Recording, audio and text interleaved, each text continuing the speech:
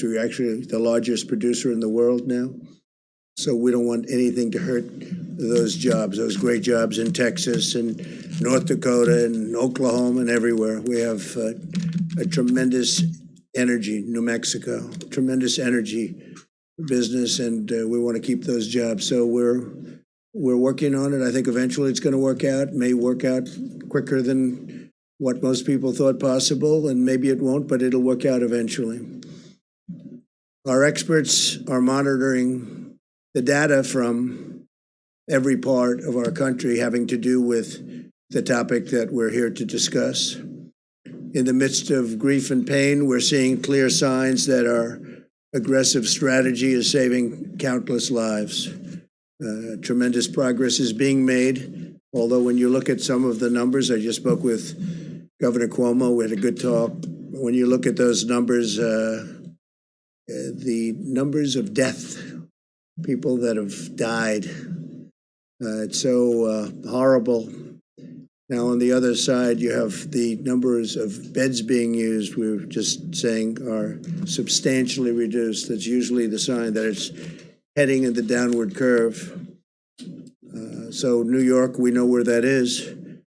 But in the midst of all this grief and this pain, we're seeing these signs, and we're seeing them very strongly. And a lot of that has to do with the aggressive strategy in saving so many lives. We're saving so many lives compared to what it could have been. So nobody knows what the number is, but we had a number of 100,000 lives. As many as that is, it's impossible to even think of it. And that was the low end, with a tremendous amount of work and a tremendous amount of, you can call it many different things. Our people had to be extremely strong and brave to be able to put up with what they've put up with. But the minimum, if you did this, social distancing and every other aspect, and I think I can say 90%, maybe even more than that, we're able to do it. The minimum number was 100,000 lives, and I think we'll be substantially under that number. Hard to believe that if you had 60,000, you can never be happy, but that's a lot fewer than we were originally told and thinking. So they said between 100 and 220,000 lives on the minimum side, and then up to 2.2 million lives if we didn't do anything. But it showed a just tremendous resolve by the people of this country. So we'll see what it ends up being, but it looks like we're headed to a number substantially below the 100,000. That would be the low mark. And I hope that bears out. The situation in Detroit and New Orleans appears to be stabilizing. Detroit is really started to go up, and now it is stabilizing. And New Orleans is great place. I have so many friends there. They can't believe what's happening, but it's really stabilized. I spoke with the governor of Louisiana, and as you know, we're building them additional beds right now, the Army Corps of Engineers and FEMA. And that is going to be done, and I hope they're not going to be very well used, because I think they've really, I don't think they're going to need them, or certainly not very many of them. We built them a big hospital of 1,000 beds, and now we're in the midst of doing another 1,000. I don't think they're going to be using very many of them, and that's a good thing. And there was a time 2 weeks ago when we said that's not going to be nearly enough. We're going to have to build more, but we wanted to wait to see, and I'm glad we waited. It just looks like they're doing really well. Louisiana and state of Michigan is doing really much better than we thought. In Washington State, we've made enough progress that the governor is now able to return an Army field hospital. So we're going to take that hospital. We don't think we need any more hospitals. We've built thousands of beds all over the country. And we think we're probably not going to need that hospital anywhere. And if we do, we're ready to move it to a different location. In New York, we're seeing hospital admissions declining very substantially, as I said. And nationwide, the number of new cases per day is flattening substantially, suggesting that we're near the peak and our comprehensive strategy is working. Over time, our guidelines to slow the spread are decreasing. the rate of new cases very substantially and will result in fewer hospital admissions. And we're seeing that. It's incredible. I think with no exceptions, it's looking like it's lower. And again, that's because of the people doing what they had to do, great people, and working with elected representatives and the doctors, the nurses, and everybody. I mean, just everybody. So everybody so has been so amazing. I was told this morning again, please mention all of those people working in the grocery stores, and it's true. The checkouts and the clerks and the people that are really, and a number of those people have become infected. So we want to thank them and a shout out to them. With the tireless devotion of American doctors and nurses and all of the medical people, we've kept our fatality rate very, very low compared to other countries. My administration's closely monitoring the data on the virus's impact on our cherished African-American communities because they've been hit hard. And the Surgeon General will be sharing more of that information right after we're finished here.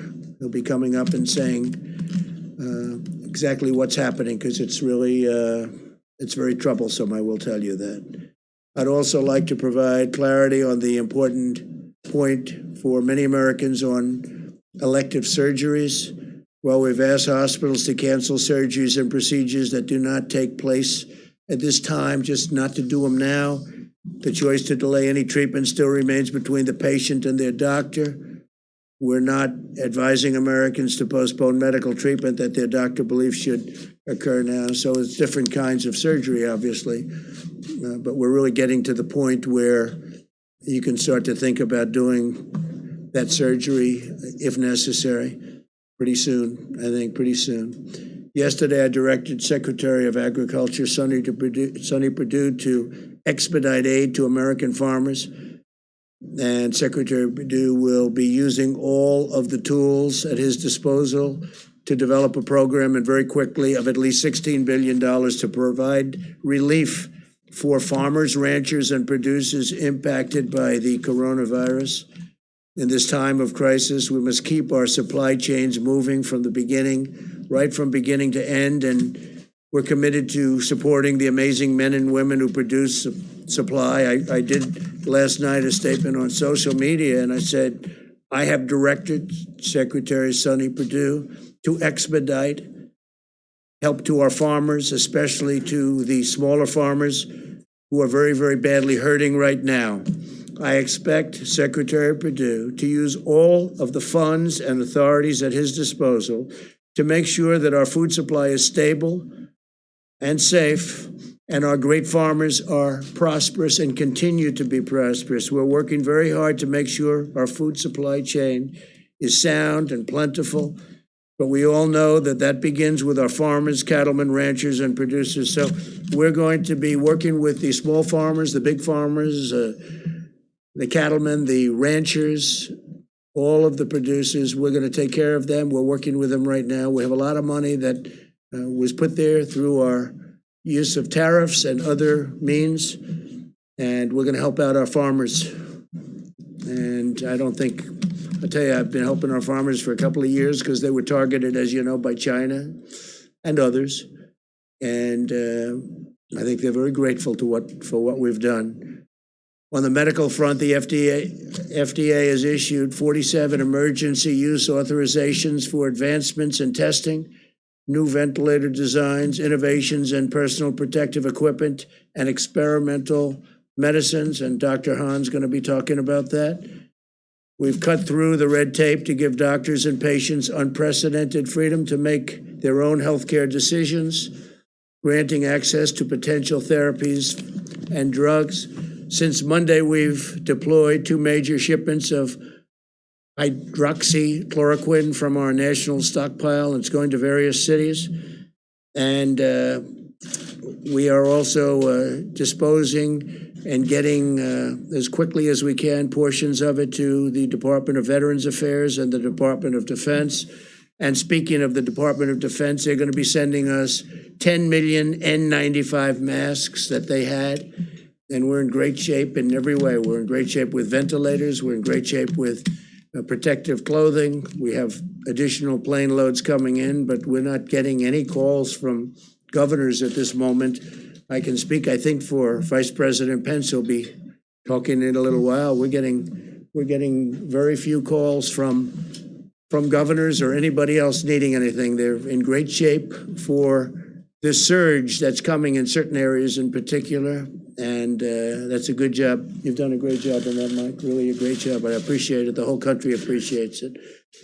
More than 2 million coronavirus tests have now been completed, and we're conducting approximately 100,000 more every day. We're also working to bring blood-based serology tests to the market as quickly as possible so that Americans can determine whether or not they have already had the virus and potentially have immunity. They have immunity if they've had the virus. A lot of them don't even know if they've had it. Sometimes it's brutal. You see the Prime Minister, who seems to be doing well now, I hope. He had a rough go of it and still is, but he's doing better. And then some people don't even know they had it. It could be sniffles. It could be they don't feel perfect, but they've had it. They're the lucky ones. The NIH, CDC, and FDA are currently validating these antibody tests to ensure that they're accurate, and they're doing that at breakneck speed. I think we can say that, Doctor, and we're going to get them approved very quickly. Dr. Hahn. When validated, we're confident that the production will scale up to tens of millions of tests very quickly. We're leading the world now in testing by far, and we're going to keep it that way. Other countries are coming to us, and they're wanting to know about our tests, and can they buy the tests, and can they do whatever they have to do to get the tests, and we're going to make that very soon. We'll be in a position to make that possible because it's important for them to have it. And we're going to have an announcement on the World Health Organization sometime next week. As you know, we give them approximately $500 million a year, and we're going to be talking about that subject next week. We'll have a lot to say about it. We'll hold it. Every American should be proud of what our country has achieved in just a short period of time. The U.S. military has deployed thousands of personnel to build 23 temporary hospitals with more than 16,000 beds. And we have the potential to build many more if we needed them. We're all ready to go, but I don't think we're going to need them, which is great news. And we built those hospitals in 12 states and the District of Columbia using the Defense Production Act, and we used it like a hammer.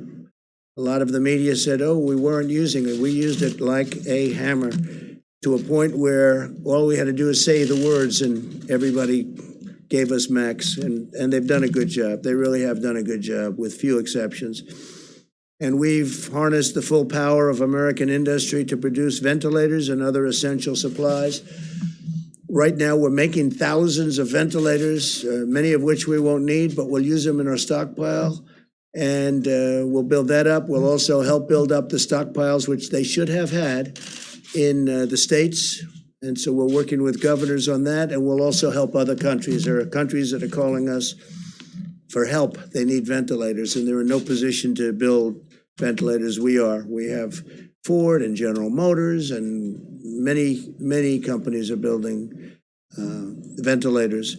So we're going to be helping at a not too distant point. We're going to be helping quite a few of the countries. Now, we've launched Project Airbridge to deliver nearly 300 million pieces of personal protective equipment from and around the globe. We're also shipping out 60 sterilization systems to 10 different cities that can each sterilize up to 80,000 masks each day. And I'm even hearing it can go up to 120,000 masks a day, certain equipment with certain additions. It's a company in Ohio that makes it. It's a great company, great. I hear it's a great product, works very well. I asked that question. I said, how come we have to buy so many masks? Why can't we sterilize the masks that are being used? And the answer was you can. In this case, they say up to 20 times. So we can take a mask, certain types of masks, the N95s in particular, and we can sterilize them, make them very clean up to 20 times. That's a great thing. In addition, we passed the largest emergency economic relief package in American history to save the U.S. economy and protect the American worker. As you know, this past week, which was 4 active days on the stock market, Good Friday today is not included. The markets are closed. In 4 days, we had the biggest stock market increase that we've had in 50 years. That tells you that there's a pent-up demand. That tells you they want to get back. There's something good going to happen. I really believe that. There's something very good going to happen. We have to get back.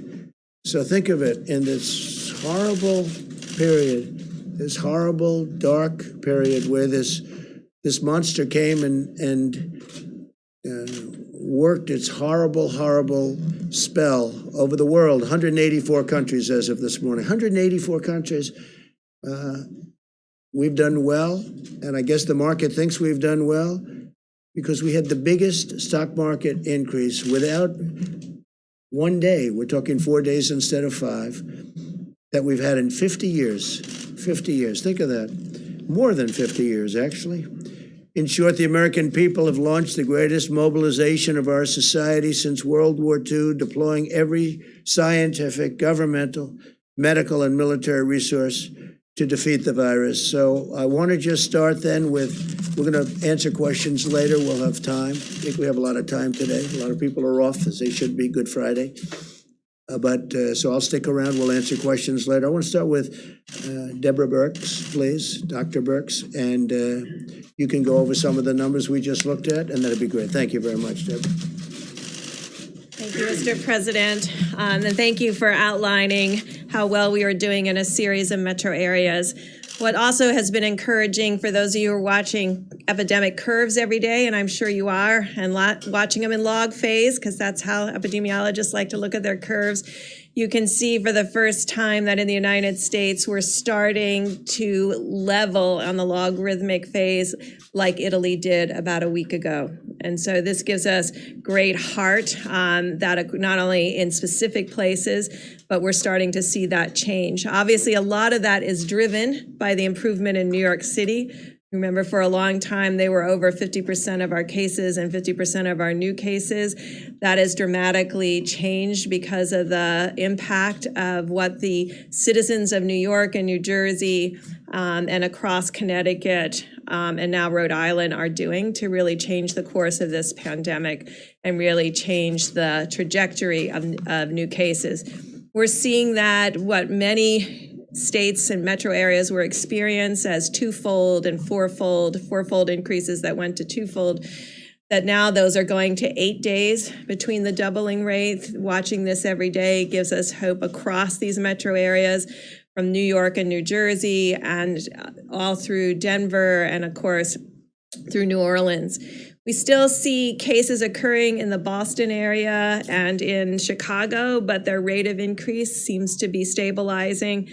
And we really want to call out the work of the mayors of Baltimore and the district and Philadelphia, who have really brought all of their health experts together and working with their communities are starting to really change the curves in those areas.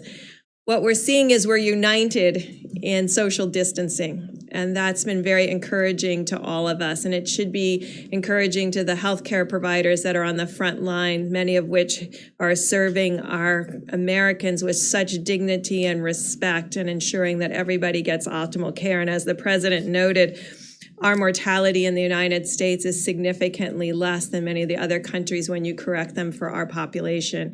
And that is really solely the work of our frontline healthcare providers.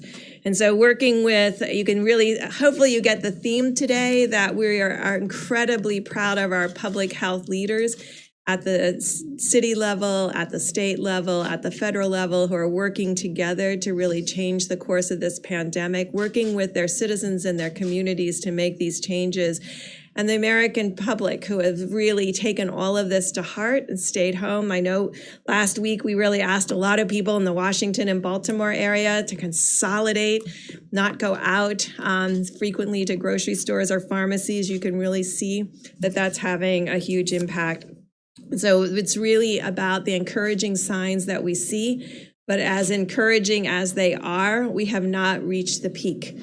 And so every day, we need to continue to do what we did yesterday and the week before and the week before that, because that's what in the end is going to take us up across the peak and down the other side. We continue to really applaud the work of California and Washington State and Oregon. We're learning from all three of those states, from their public health officials, about how they were able to keep the virus from ever becoming logarithmic. And I think that's an important lesson for all of us on how they did that, what the timing was in case we ever have to face this issue in the future. Thank you, Mr. President. Thank you very much, Deborah. Tony? Thank you, please. Thank you very much, Mr. President. So again, just keeping on the theme that Dr. Birx had mentioned, this is the end of the week, that famous week that we spoke about last weekend, in which what actually was predicted to happen happened. We're starting to see the leveling off and the coming down that Dr. Birx had mentioned. But it's important to remember that this is not the time to feel that since we have made such important advance in the sense of success of the mitigation, that we need to be pulling back at all. I was actually hearkened by the fact that we've been talking about the New York, New Jersey, New Orleans, and other areas where they have really big spikes. But there's other parts of the country, in the middle parts of the country, where they're concerned to make sure they don't get those spikes. And I really want to salute the governors of states throughout the entire United States, but particularly in the central part of the country, because the governors obviously see us in these press conferences. And I've had calls over the last several days from several of the governors, from Nebraska, Iowa, South Dakota, Utah. Just about an hour and a half ago, I spoke with the governors of Arkansas and Wyoming, who are really committed to make sure that they don't get into the situation where they're going to have spikes in their state. And they're doing the kinds of things that they don't get recognized because people don't talk about them much. But we have a big country. We have 50 states, and it's not only the big cities. So if we're going to pull out of this, we're going to pull out of it in the big cities, and we're going to pull out of it in those areas that aren't as densely populated.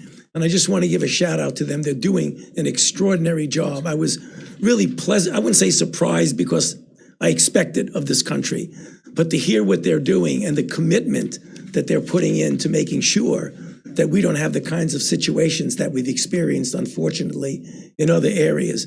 This is very important.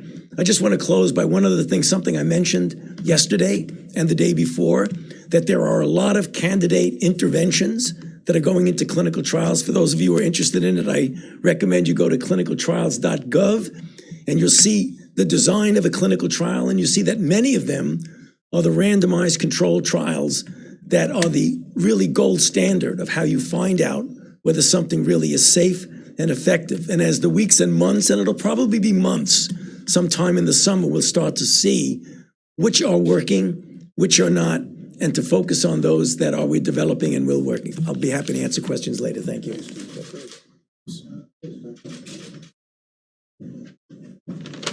Thank you, Mr. President. The White House Task Force has been very focused on increasing the supply of personal protective equipment for our great providers. I was one of those providers a few months ago, and I can tell you nothing is more important than making sure they have what they need.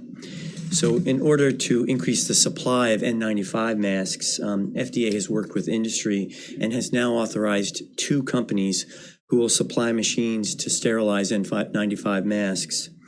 Admiral Polovchek and FEMA are purchasing on behalf of U.S. government 60 sterilization machines, as mentioned by the President, and they will be positioned around the country to increase the amount of supply of N95 masks. Each machine will be able to sterilize 80,000 N95 masks per day, and we hope to actually increase that further. The Vice President and the White House Task Force challenged us yesterday, and we responded as a team. FDA issued revised guidance regarding the laundering of gowns, because gowns are another issue in terms of supply that we're looking forward on. This is not something that normally happens around the country, but issued this guidance. It's on our website now at FDA. So there's information about how hospitals can do that to increase the supply. We've heard concerns that maybe hospitals might not want to do that because of regulations, and I can happy to tell you that Administrator Verma and I have worked on this. Certified providers and suppliers who follow FDA guidance as posted on the website will be compliant with Medicare and Medicaid requirements.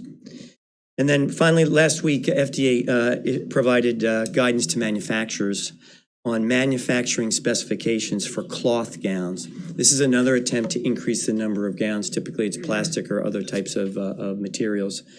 And this guidance, if followed, can be used by manufacturers to actually make these gowns, and no further regulatory red tape will be necessary. They can go into circulation. Thank you. Thank you.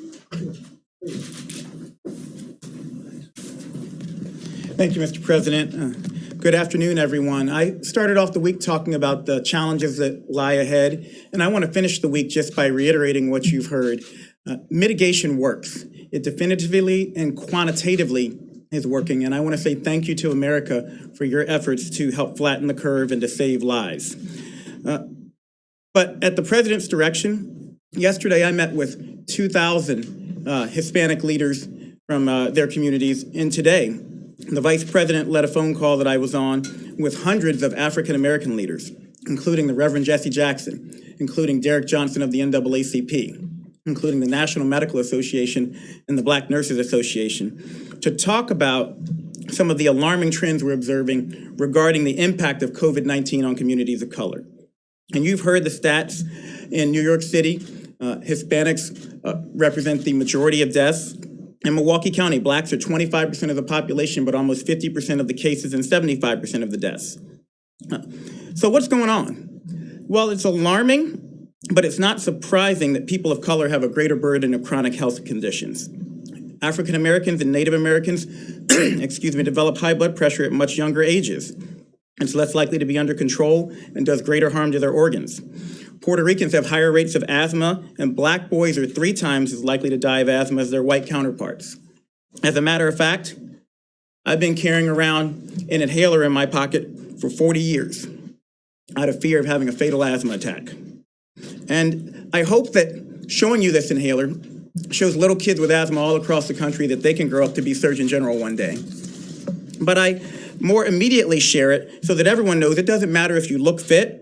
If you look young, you are still at risk for getting and spreading and dying from coronavirus. The chronic burden of medical ills is likely to make people of color, especially, less resilient to the ravages of COVID-19, and is possibly, in fact, likely that the burden of social ills is also contributing. Social distancing and teleworking, we know, are critical, and you've heard Dr. Birx and Dr. Fauci talk about how they prevent the spread of coronavirus, yet only 1 in 5 African Americans and 1 in 6 Hispanics has a job that lets them work from home. People of color are more likely to live in densely packed areas and in multi-generational housing situations, which create higher risk for spread of a highly contagious disease like COVID-19. We tell people to wash their hands, but a study showed 30% of the homes on Navajo Nation don't have running water. So how are they going to do that? In summary, people of color experience both more likely exposure to COVID-19 and increased complications from it. But let me be crystal clear. We do not think people of color are biologically or genetically predisposed to get COVID-19. There is nothing inherently wrong with you, but they are socially predisposed to coronavirus exposure and to have a higher incidence of the very diseases that put you at risk for severe complications of coronavirus. But as the Vice President shared on the call this morning, this history, and I want you to hear me say this, it does not have to be our nation's future.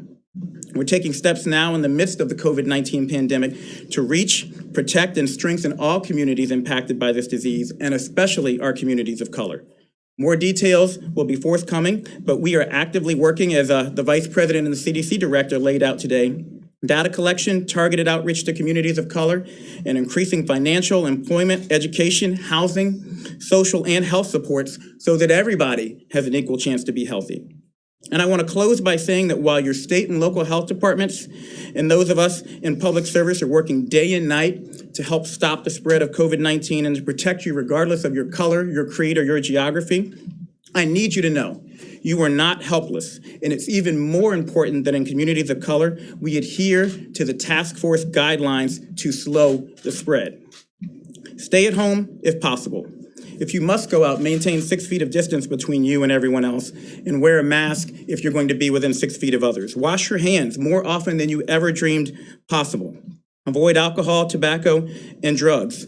And call your friends and family. Check in on your mother. She wants to hear from you right now. And speaking of mothers, we need you to do this, if not for yourself, then for your abuela. Do it for your granddaddy. Do it for your big mama. Do it for your pop-pop. We need you to understand, especially in communities of color, we need you to step up and help stop the spread so that we can protect those who are most vulnerable. This epidemic is a tragedy, but it will be all the more tragic if we fail to recognize and address the disproportionate impact of COVID-19 and an array of other diseases and risk factors on communities of color. The task force and this administration are determined not to let that happen. The president, the vice president have said we will not let that happen. We can't fix these issues overnight, but I promise you we will work with your communities to quickly and meaningfully move the needle in the right direction. Nothing less than the fate of our families and friends, my family and friends, depends on it. Thank you very much, Richard. Thank you. Mike, please. Thank you, Mr. President. Today, the White House Coronavirus Task Force met and heard from the President the gratitude that he and I know all the American people feel for all the dedicated workers at FEMA, HHS, U.S. Public Health Service, FDA, and all those that are literally working on your behalf around the clock to partner with states, to partner with local health officials. And Mr. President, allow me to add my thanks and admiration to all of the entire team here at the federal level. On this Good Friday, we remember those who've lost their lives to the coronavirus. We remember their families, our dedicated healthcare workers, and our first responders. And we do well on this special day for Christians across this country to remember them in our prayers. But as you just heard from Dr. Birx and from the experts, it's also a good day to remember that Good Friday is always followed by Easter Sunday. And there is hope. There is hope in this moment that thanks to what the American people are doing every day, adhering to the President's coronavirus guidelines for America, thanks to the fact that Americans are listening to state and local leaders and putting the health of their family members and neighbors first, we're getting there, America. We're making progress. But it's imperative that we all continue to implement all of the guidance in the 30 days to slow the spread. As the Surgeon General just attested, at the President's direction, we engaged more than 400 leaders in the African American community today. And allow me to express my appreciation for their leadership and their efforts in communicating to African Americans and other minority populations some of the unique challenges that those communities face in the midst of this epidemic. And the CDC, as the Surgeon General said, is working on not only studying the issue, but very rapidly issuing new guidance. And we'll be communicating that new guidance to all of those great leaders. On the subject of testing and supplies, the President gave a great amount of detail. More than 2.1 million tests have been performed, and we continue to work very, very closely with FDA and suppliers around the country to expand the ability of testing. And you just heard Dr. Hahn reflect on the fact that very soon we will have an antibody test that Americans will be able to take to determine whether they ever had the coronavirus. I spoke to the governor of Colorado, Jared Polis. We've been in contact with Senator Cory Gardner about an outbreak at a particular meatpacking facility in the Colorado area. And at this time, our team is working with the governor and working with the senator to ensure that we flow testing resources. At this point, there are some 14 people hospitalized, maybe 200 to 300 of the workforce have been impacted. And we spoke about providing those resources this weekend. I want to encourage people in Colorado that we will work to support that effort, but I also want to emphasize that all the people that are working in food supply, from farmers to meat packers to distributors to truckers to grocers, continue to have our gratitude, as President Trump has said just a few moments ago. On supplies, more than $5 billion have been obligated to the states. 29,600 National Guard have been activated. And at the President's direction, more than 4,700 active duty military personnel have been deployed, medical military personnel in 9 states, focusing on the areas of most significant epidemic. Airbridge, 26 flights have been completed. 4 flights are scheduled to arrive today, bringing 250,000 gowns, 25 million pairs of gloves. 54 more flights are scheduled, literally bringing in supplies from around the world. Finally, let me say, as we go into this very special weekend, into Easter services, I know I speak on behalf of the President when I say how grateful we are to all of the churches that have been there, and their ministries have been working under great difficulty to continue to provide for the needs of your members. There have been food drives, there have been phone calls, and ministry has continued, and we are grateful for the role on this Holy Week that our churches, our synagogues, and all of our houses of worship have played. On their behalf, allow me to remind you that even if you're not in the pew this Easter Sunday, if you are able, it's still a good idea to give, because those ministries continue to go forward, and we encourage you. We encourage you to continue to support them. We also want to say very respectfully to all the church communities around this country and all the places of worship to continue to heed the guidelines issued in the President's coronavirus guidelines for America. We know it's difficult in this time of year, particularly, Mr. President, to avoid gatherings of more than 10, but we're grateful that so many churches, synagogues, and places of worship have done just that, and we urge you to continue to do it. And to my Christian brothers and sisters across the country, let me encourage you with the words. We should all remember that Jesus said, wherever 2 or more are gathered, there he is also. And so you can worship, you can celebrate Easter, and know that you'll be blessed in so doing, and you'll be serving the nation. Thank you, Mr. President. Great job, thank you. Okay, it's Good Friday, let's be nice. Okay, let's be real nice. Yeah, please, go ahead. Thanks, Mr. President. Can you clarify a little bit what the U.S. offered to Mexico in order to agree to that oil deal? And then also go into detail about what you spoke about on oil with President Putin this morning. So all of the OPEC nations met, and others, and they're all agreeing to cut back because there's a tremendous glut. We're filling up our strategic reserves. We don't even have room to store it.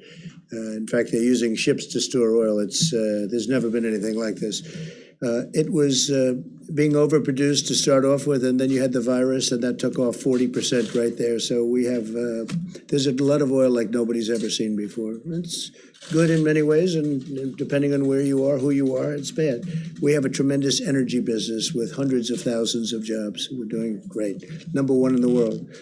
So they all got together, and they said, we're going to cut it because we have to get rid of this tremendous supply.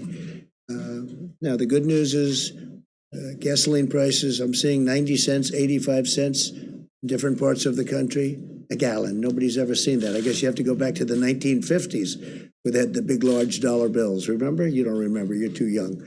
But the fact that you have to go back a long ways to see it. So there's some good. The airlines are trying to come back. Having low fuel costs is good for them. And other reasons, steel manufacturing, but a lot of the steel goes to building what we do for the oil and engineering firms. So, that's a double-edged sword. But we want to keep our energy. We want to remain independent. We will remain independent, I think, regardless. But we want to get rid of this tremendous overflow. There's no place to even store it. So the OPEC nations met, they've been meeting, and, I've hated OPEC over the years, absolutely hated them, but obviously it broke down, and we potentially have years' worth of supply, a long time before it ever can catch up, even if they do reduce it. And they agreed, but Mexico didn't agree. It was one of the few countries that didn't agree. This is OPEC plus. These are OPEC plus countries outside, you understand? Yes. And Mexico didn't agree. And I understand the president very well. He has a level when he came in, and he wanted to keep it at that level. Oil is important for Mexico. The problem is, and I explained it very strongly, you're going to be selling it for $5 or $10 a barrel. So in the end, it's bad. But he did have some political difficulty with it, frankly, and I understand that too. And it's a small amount for us. It's a large amount for Mexico, but it's a very small amount for the United States, being the biggest producer. So I agreed to pick up some of the slack. So he was going to reduce it by 100,000 barrels, reduce his output by 100,000 barrels. and I was going to pick up the slack, and they would make it up to us at a later date. They would make up what we're doing at a later date.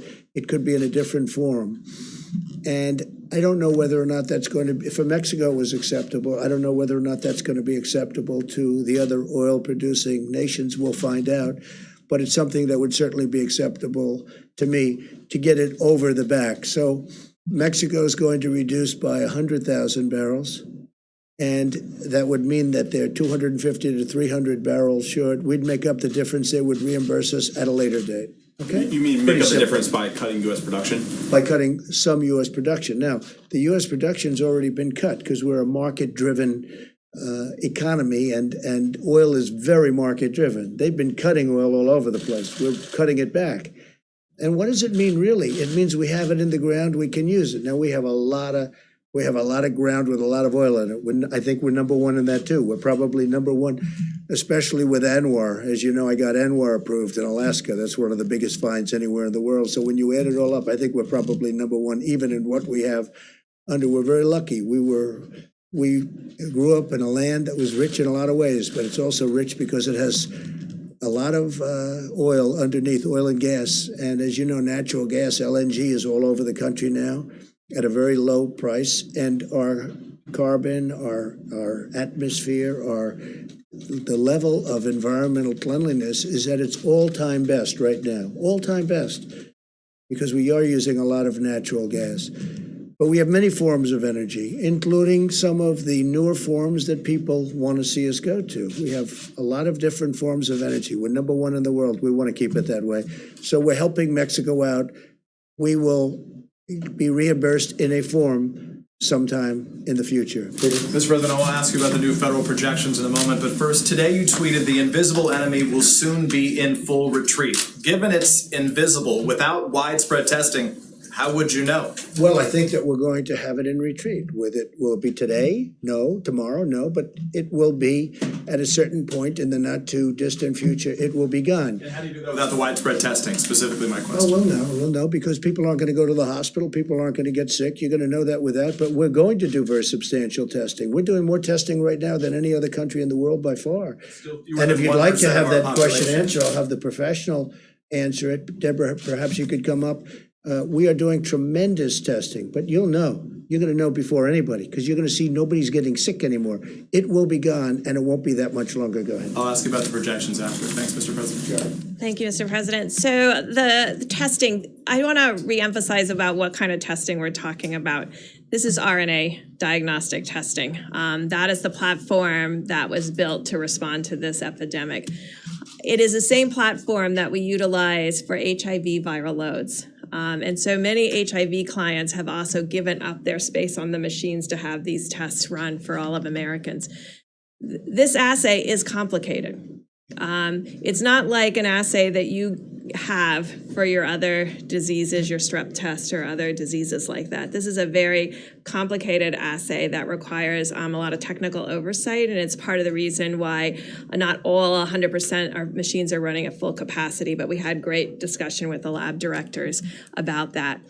Every day more are brought online, and so, but I think we have to create expectations of what the daily test rates will be. Last year, we probably did 3 million HIV viral loads or 4 million HIV viral loads as a country.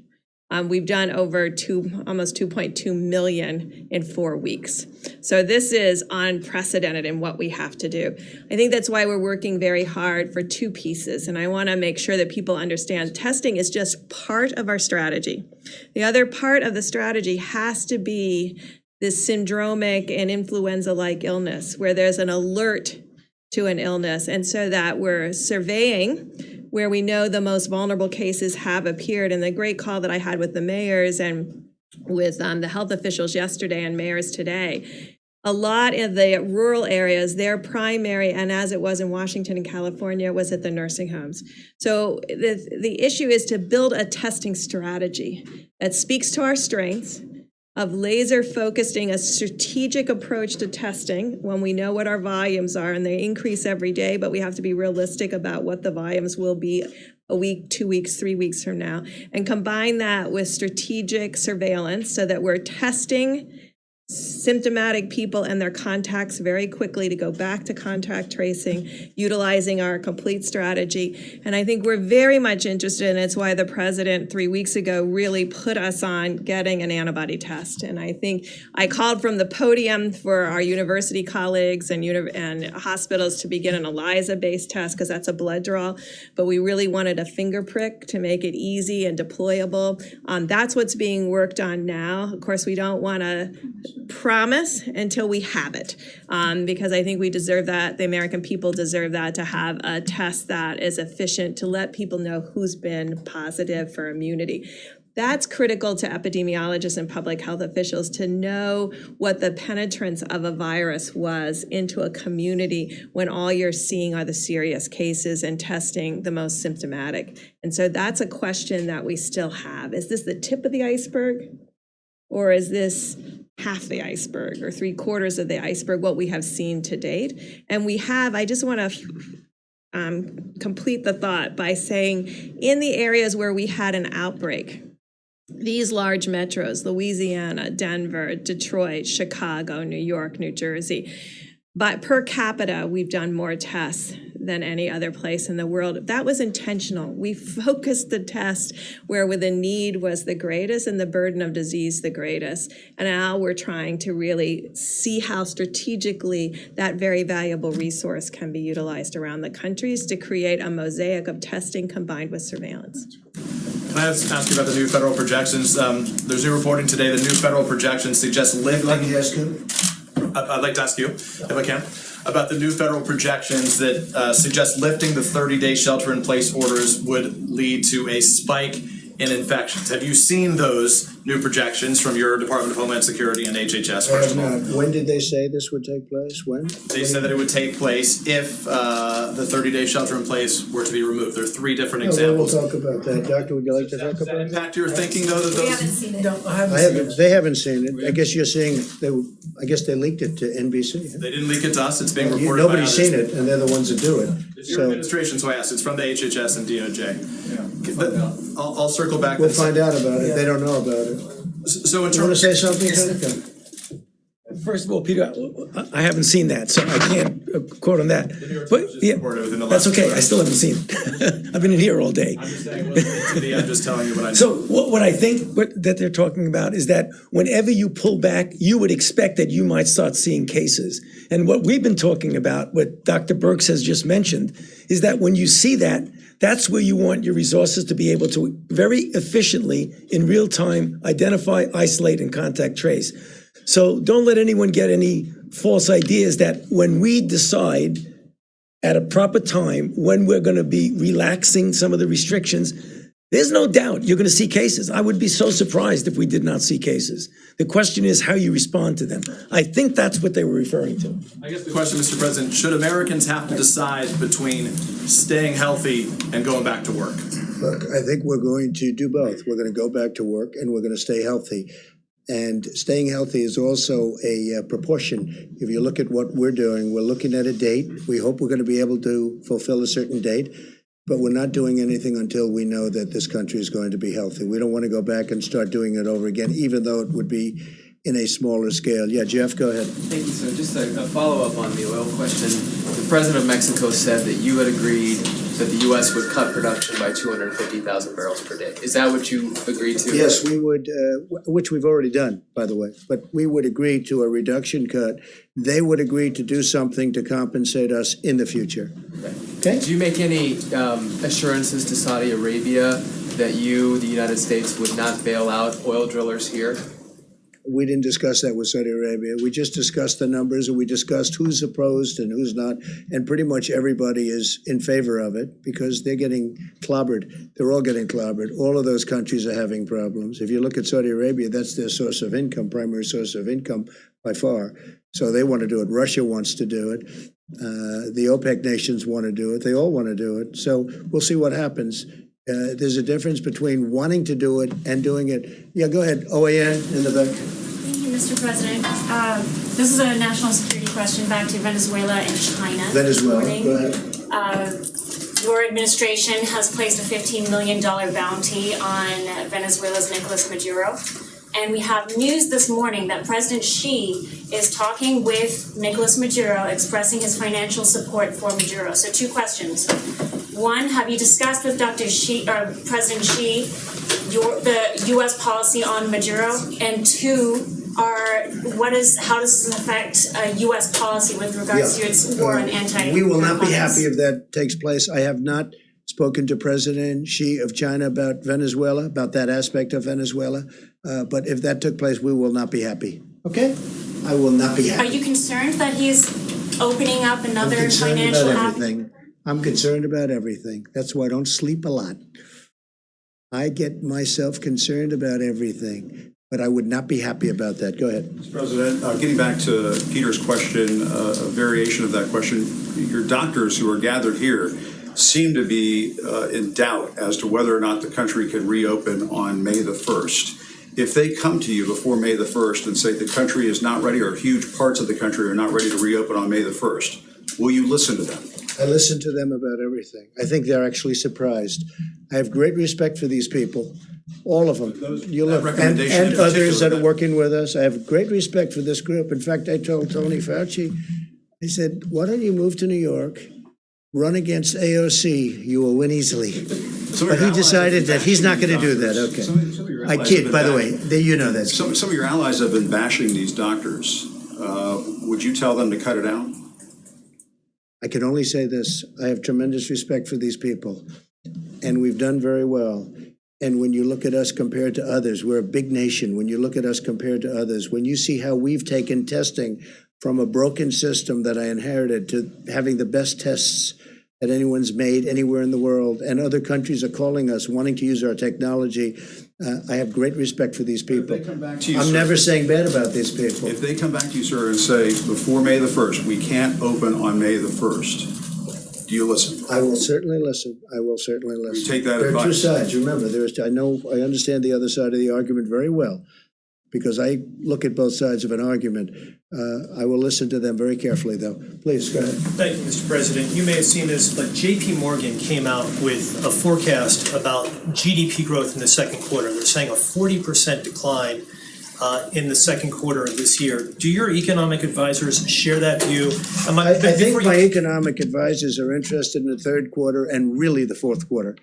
And I think we have a chance to do record fourth quarter numbers because there's a tremendous pent up demand. And you see it this week. I mean, what reason would there be other than faith in us and in this country, faith in this group and me and our vice president and everybody, governors perhaps, you can add them into it also. What reason would there be for in a shortened week, 4 days instead of 5, to have the biggest stock market gain in over 50 years? So I think that, to me, there's a sign. Hey, look, with all we've been down, I mean, we've never been hit. I don't know, has this country ever been hit like this? Probably not. 1917, but that was different, and it was a different time. And frankly, Europe took the brunt of it. We didn't, but it was a terrible time also. But probably never been hit like this, right? Somebody was saying, in fact, I was speaking with Governor Cuomo about it because we were in New York City, a place we love, New York State, with the World Trade Center. And that was approximately 3,000 people. Well, we've doubled that in this same area. We've doubled that, more than double it, substantially more. And it's obviously going. We had our highest number yesterday and the day before. Okay, with all of this news, what would lead you to believe that we're going to have the best stock market week, shortened week, in 50 years? Almost broke the all-time record. You know what that is? That's a pent-up demand. Now, that's my opinion.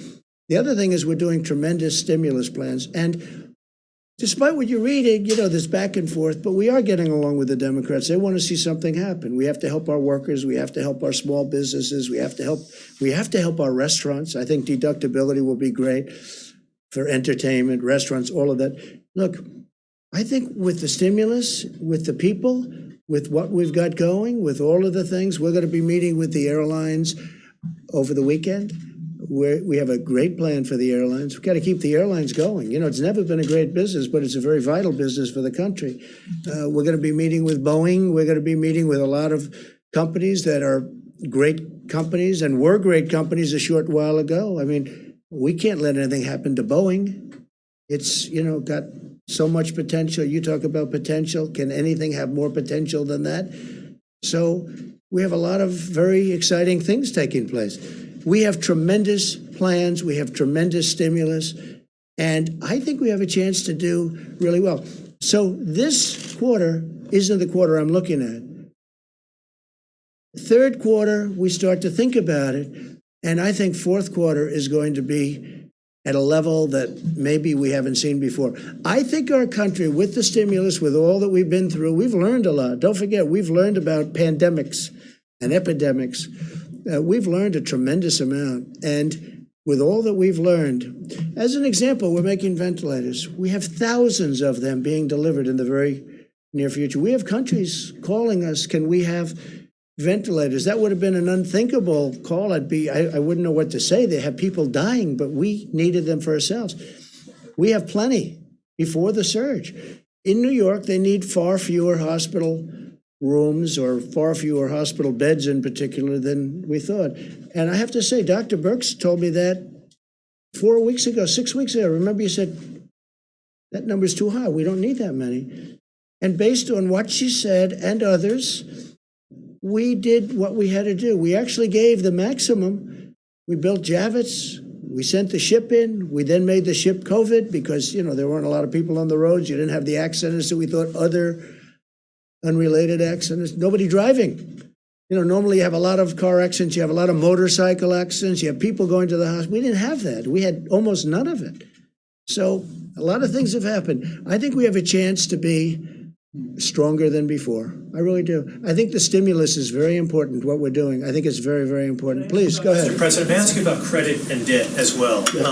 Many American individuals, families have had to tap their credit cards during this period of time, and businesses have had to draw down their credit lines. Are you concerned, Mr. President, that may hobble the U.S. economy? All of that debt, number one. And number two, would you suggest to credit card companies to reduce their fees during this time? Well, it's something that we've already suggested. We're talking to them.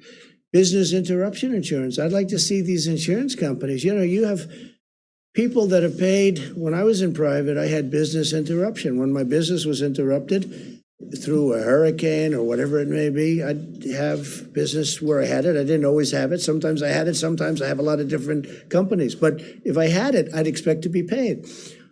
You have people, I speak mostly to the restaurateurs, where they have a restaurant, they've been paying for 25, 30, 35 years, business interruption. They've never needed it. All of a sudden they need it. And I'm very good at reading language. I did very well in these subjects, okay? And I don't see the word pandemic mentioned. Now, in some cases it is, it's an exclusion. But in a lot of cases, I don't see it. I don't see reference, and they don't want to pay up. I would like to see the insurance companies pay if they need to pay, if it's fair. And they know what's fair, and I know what's fair. I can tell you very quickly. But business interruption insurance, that's getting a lot of money to a lot of people. And they've been paying for years. Sometimes they just started paying. But you have people that have never asked for business interruption insurance, and they've been paying a lot of money for a lot of years for the privilege of having it.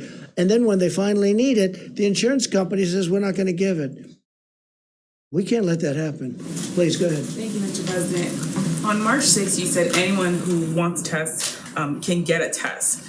Now you're saying that you would be open to reopening the government without having a national testing system. How do you square those two statements, given that there's still issues with testing going forward? And how can you tell people that they're not going to have their lives put at risk? I got it. There's not a lot, and it's a good question.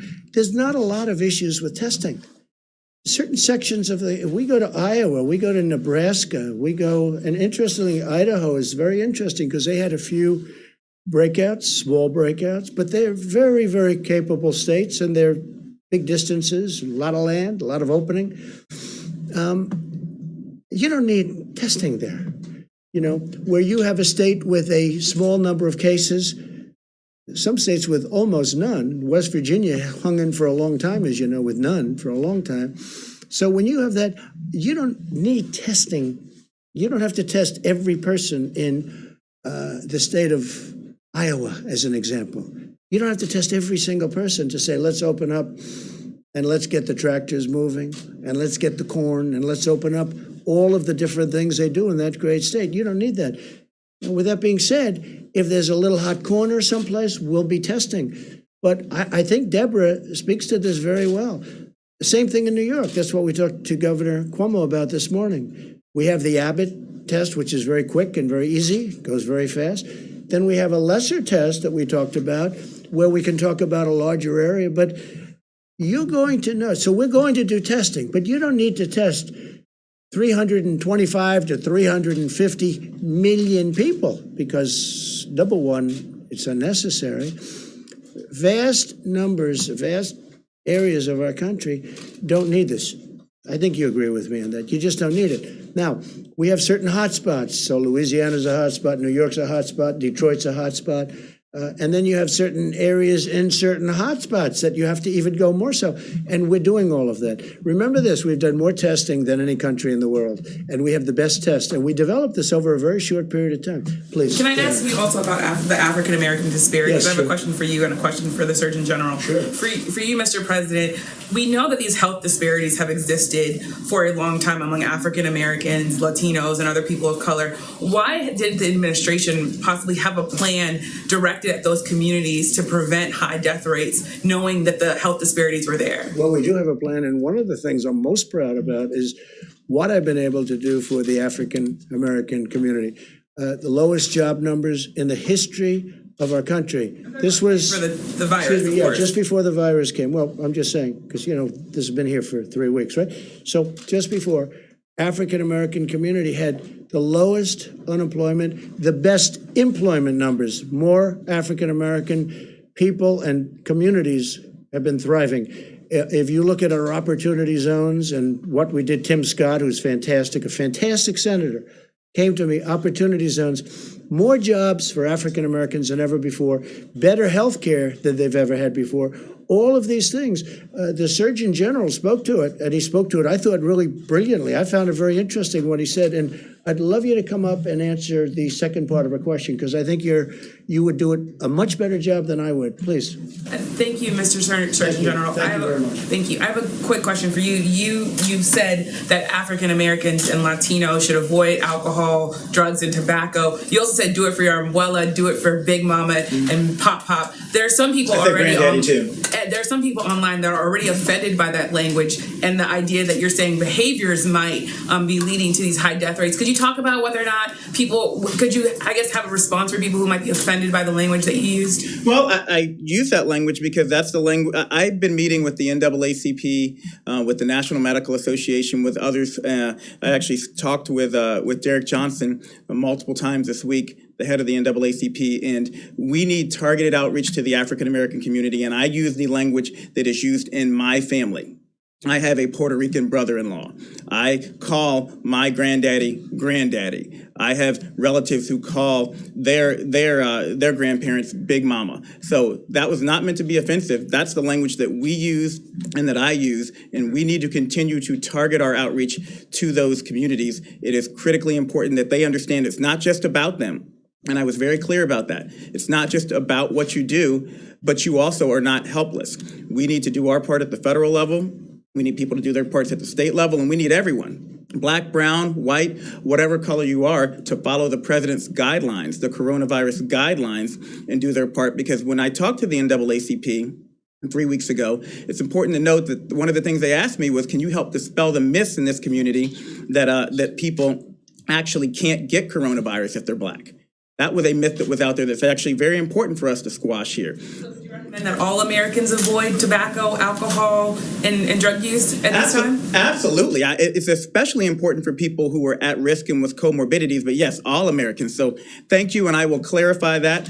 All Americans need to avoid these substances at all times. I put out a smoking cessation report in January. I put out an advisory against youth and pregnant women using marijuana last year, and that was not directed towards any one race. That's everybody needs to do everything they can to be as healthy as possible at this critical time. Dr. Fauci, would you add anything? Yeah, I think you said it perfectly, Jerome. Thank you. Would you like to add anything to it? Because you are really, you expressed it very beautifully before. No, I mean, Jerome, you did it beautifully. I can't do it any better than that. And I know Jerome personally, and I can just testify that he made no not even a hint of being offensive at all with that comment. I thought that was appropriate. Thanks. And I can tell you, Jerome has done a fantastic job, our Surgeon General. I just hope nobody steals him and he goes to one of these big companies for a fortune. Don't leave us, right? Don't leave us, Jerome, please. He's doing a great, you are happy and you're doing a great job. And everybody tells me that too, so we appreciate it. Please. Thank you. So Google and Apple have announced that they are jointly enabling contact tracing on their mobile phone operating systems. And I was wondering if this is something that you would consider, or maybe the doctors Well, that's would individual consider. freedoms, problems, and a lot of other things. Is it something we're gonna look at it, certainly, and we know they've done that, and it's it's very new technology. It's very interesting, but a lot of people worry about it in terms of a person's freedom. We're gonna take a look at that, a very strong look at it. We'll let you know pretty soon. And I have another Brand question. new, yes, please. So can you explain why it is appropriate in the middle of a pandemic to be talking about cutting or eliminating funding for the World Health Organization?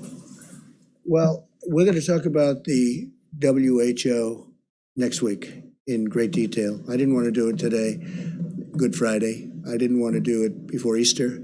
I also didn't want to do it before we have all the facts, but over the years, many years, we've been paying them from 300 to 500 and even more $1 million a year.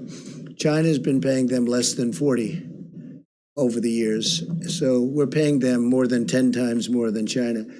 And they are very, very China-centric, as I said during the week, China-centric.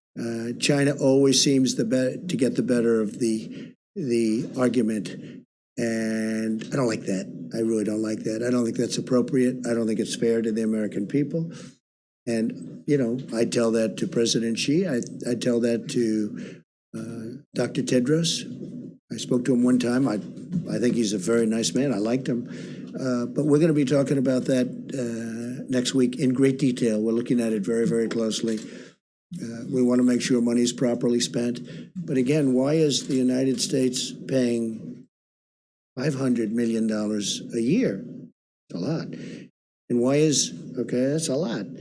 And why is China paying this year, $42 million, but generally under 40, so it's in the 30s. So we're at 500, 452, 400, 401, different amounts, different years. And they're at 40, 38, 36, 35, 32, 31. No, but you have to ask yourself that question. And then the answer always turns out to be in China's favor. Well, I have the same thing with the world trade. Isn't it interesting? World trade. So we have World Health and we have World Trade. So we have the World Trade Organization. And until I came along, we were losing cases, so many cases, it was ridiculous. We were always losing these cases, almost every case. And now we're winning cases. We just won $7 billion because they know I'm not going to put up with it. China has been unbelievably taken advantage of us and other countries. For instance, they're considered a developing nation. I said, well, then make us a developing nation too. They get big advantages because they're a developing nation. India, a developing nation. The United States is the big developed nation. Well, we have plenty of development to do, okay? And now we're winning cases because they know that if we're not treated fairly, I'm going to pull out. Now, you never heard this before because nobody ever talked about the World Trade Organization, but the World Trade Organization has treated us very unfairly. But they know I'm not going to put up with it because all of these countries are taking advantage of the United States. Now, in the courts and the court system, we're not approving new judges over the last year and a half. We're not going to approve them. And Bob Lighthizer is working very hard on that. But we had always a minority position, meaning numbers of judges. So we'd have a minority number of judges. I said, how do you win with a minority number of judges?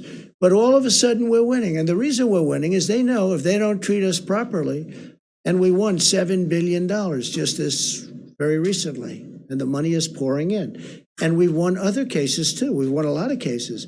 But from covering it, I know you know that the United States was taken advantage of by the World Trade Organization. And by the way, speaking of China, if you look at the history of China, it was only since they went into the World Trade Organization that they became a rocket ship with their economy. They were flatlined for years and years, frankly, for many, many decades. And it was only when they came into the World Trade Organization that they became a rocket ship because they took advantage of all the rules. I'm not even blaming them. I'm saying, how stupid were the people that stood here and allowed it to happen?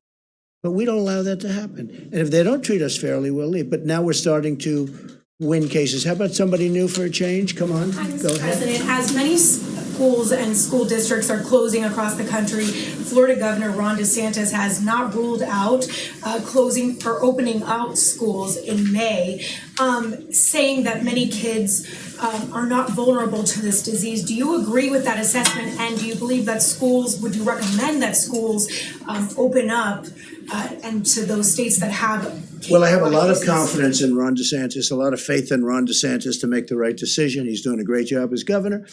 Ron DeSantis, I had read where he's thinking about opening up the schools earlier than the date, the end of the month. I'd have to look at the numbers. But again, I like to allow governors to make decisions without overruling them. Because from a constitutional standpoint, that's the way it should be done. If I disagreed, I would overrule a governor. And I have that right to do it. But I'd rather have them, you can call it federalist, you can call it the Constitution, but I call it the Constitution. I would rather have them make their decisions. But he's made a lot of good decisions. And he hasn't said he's going to, but he's thinking about it. So I'll take a look at it. If I can ask a follow-up to one of the doctors, that if you allow children back in the schools, wouldn't that pose a threat to spreading the virus even further to some of those vulnerable? Well, I think the answer is obvious, but if you want either, would you want to just talk about that, maybe? Tony? He kicks me up here, right? I know. I think we know the answer to that. Yeah, I mean, from pure public health issues is that if you have a situation in which you don't have a real good control over an outbreak and you allow children to gather together, they likely will get infected. And if they get infected, the likelihood that they will bring the infection home. So that really is a risk. I don't know the situation at all in any detail, and I'm not specifically speaking about Florida. I'm just speaking generically about what happens when you have infections in the community and you have congregation of people, such as in classrooms, that's a risk. Has anyone under 25 died, Dr. Fauci, in the country? Yes. The governor Yes. said that no one under 25 has died. I guess you could clarify that people under 25 can die as a result of this. Maybe in Florida they have. Yeah, I'm not sure. Again, In the country. okay, let's do that because I don't want to have to be answering for a particular state. Yes, people under 25 have died of coronavirus disease in the United States of America. If you reopen the country in May and there's a new outbreak or a spike in infections, are you open to the idea of shutting the country down again? Depending on the outbreak, yeah. You would be open to Depending, and that's happened, as you know, with a couple of countries. You know what I'm doing? I'm watching other countries. In many cases, they're ahead of us from the standpoint that it attacked them before us. It hit them first. And I'm watching what's happening with respect to certain other countries, some of them obvious, some of them less obvious, and what they're doing and the success that they're having. And that's going to play a large part of the role. We're also setting up a council of very, very great doctors and business people. We're going to be announcing it on Tuesday. Of some great people. economic task force. There's a second task force? This is beyond economic. This is really, I call it the Opening Our Country Task Force or Opening Our Country Council, so we don't get it confused with Mike's task force, which has done so great. And we're going to have the great business leaders, great doctors. We're going to have a great group of people. We'll probably do it by teleconference because we don't really want them traveling in for their own purposes. I don't think it would look good also, but we don't want them traveling in. So we'll do teleconference. We did one the other day with the banks, and it was very successful, the teleconference itself. And we'll be announcing names on Tuesday, who's on that. And that'll play a role, but ultimately I have to make that decision. And then I'll have to make a decision. Do we close a little area that's a hot spot? I do say this, Jim, I want to get it open as soon as possible. This country was meant to be open and vibrant and great, not where people are, staying in. Are you determined to do I'm May not. 1st? I would love to open it. I'm not determined anything. The facts are going to determine what I do. but we do want to get the country open. So important. So I'll have a task force. I'll have a council. It's going to be announced on Tuesday with names that you have a lot of respect for, a lot of great names, different businesses, different people. Bipartisan. I didn't even ask. I mean, honestly, I think it's bipartisan. The one thing I didn't ask, are you Republican or a Democrat? Hard to believe, but I didn't ask. So it would be. And I want their views on what they think. Also, very important, different parts of the country. Because you go to the Midwest, it's different than perhaps the East Coast or the West Coast. Now, the West Coast, those numbers are really pretty amazing on the West Coast. Very interesting. So we're going to be announcing that in a very short while, probably Tuesday. Go ahead, please. Thank you, Mr. President. Government officials in Latin American and Caribbean nations, Bahamas, Cayman Islands, have been saying that U.S. authorities are blocking the shipment of PPE in certain cases, and I'm wondering if you could speak to that as well. What they're doing, we have a tremendous force out there, naval force, and we're blocking the shipment of drugs. So maybe what they're doing is stopping ships that they want to look. We're not blocking. What we're doing is we're making sure we don't want drugs in our country. And especially with the over 160 miles of wall, it's getting very hard to get through the border. They used to drive right through the border like they owned it. And in a certain way, they did. They could drive right. They had human trafficking. They had, all of a sudden, they have a powerful wall up. And they're not driving through that wall. That wall is tough. And it's also loaded up with equipment, cameras and sensors and everything you can think of. On top of that, we have drones flying back and forth over it. So it's a very powerful barrier between Mexico and the United States. A lot of people, though, what they're doing now is they're trying to come in through the waterways, whether it's the Gulf or the ocean itself. And what we're doing is we're being very tough, and we're being tough because of drugs and also human trafficking. And remember, the human trafficking is mostly females. It's mostly females. It's horrible. And what we're seeing is horrible. But you have we have a human trafficking problem worldwide, the likes of which, you think of it as an ancient thing. It's not ancient. It's bigger now than it's ever been before over the last 10 years because of the internet. The internet made human trafficking to the extent that it is now, which is massive. The internet made it so big. So we have a big naval force that's stopping. So maybe when you mention that, maybe their ships are getting caught. But we are stopping a lot of ships, and we're finding a lot of drugs. Yeah, please. Thank you, sir. On the additional money for small business. I meant you, but that's okay. Go ahead. We'll do this. Sorry. Go ahead. On the additional money for small business, apparently Treasury Secretary Mnuchin speaking with the Democrats in Congress. Yeah. Are you allowing? Are you talking about the new? On the new $250 billion. Are you willing to give into the Democratic demands for additional money for hospitals, states, and cities in that interim round? I'd rather have that be in phase 4. I don't deny it. I think it's fun, but I think it should be in phase 4, and I think we should have infrastructure, and I think we should have a payroll tax moratorium, because that's something that over a period of time the workers get. Sort of semi-immediately. It's over that period of time. It starts immediately, but it's over a period of time. I mean, there are a lot of people, I'm one of them, that would have liked to have seen the payroll tax cut as a permanent cut. But we should do the double-edged, meaning business, employee payroll tax cut. So we're talking about that. And I'm certainly okay with helping the states and helping the hospitals. I just think, because, look, the hospitals need help. You see what they've gone through. And the states need help. Some states in particular need help. They need big help. I'm willing to look at that very strongly, but I like looking at it in phase 4. The 251 is actually, the plan is working out well. The banks are getting started with the distribution. They've taken thousands and thousands of applications. The numbers aren't even believable, the number of applications. They're swamped, but Bank of America and Wells Fargo, and I guess Citibank is just now kicking in. And also what nobody's talking about, the commercial banks, the community banks. Everyone's talking commercial banks. The community banks are doing tremendous volumes. And they're probably doing them faster from what I understand. I hear the community banks, frankly, are the easiest ones in terms of getting the money out. So the money is getting out. The applications are far beyond what we ever anticipated, and that's why we're going. Because this is money that goes essentially to the workers. We want the businesses to hold on to their workers, because once they lose the workers, they're never opening again. It's not going to happen. Okay, in the back. Gordon Lewell from the Wall Street Journal. I wonder if you could expand a little bit on your, the form that Mexico would take, the reimbursements, like what form would that take? You essentially add it to the tab for the wall that you mentioned. And I have a second question, if I may. Well, there's no real cost because we're agreeing to produce a little bit less. So number one, it's staying in the ground. You have it for another day. It's actually cheaper than storing it, where you take it out and you deliver it to a massive well, like the strategic reserves, our national strategic reserves, where it has to be brought there. And that's, an expensive process in itself.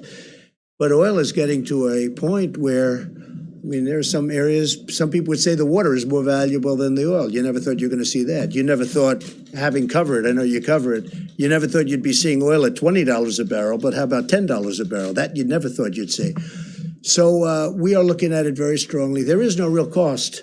I was helping I want to help Mexico out. We have a great relationship with Mexico, great relationship with the president. I really like him a lot.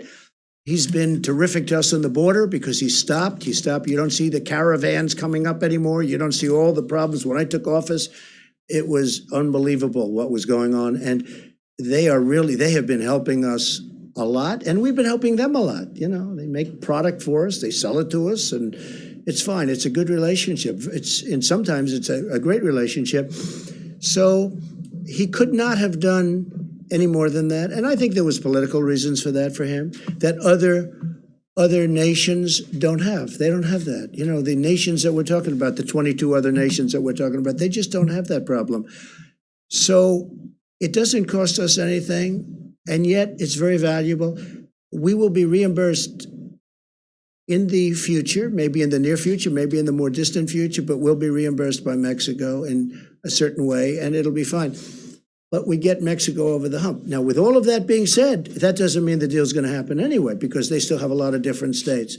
But this was one of the stumbling blocks. Okay, go ahead. If I may, China and some other countries have been particularly active, seen as maybe taking advantage of the U.S. during this process, during this period. China particularly active in the South China Sea, got a carrier down, obviously. What's your message to some of these adversaries and competitors? Well, look, the way I view it is this. China has taken advantage of the United States for 30 years, okay? I mentioned the World Trade Organization. China has taken advantage of us through that and using rules that are unfair to the United States, and this should have never been allowed to happen.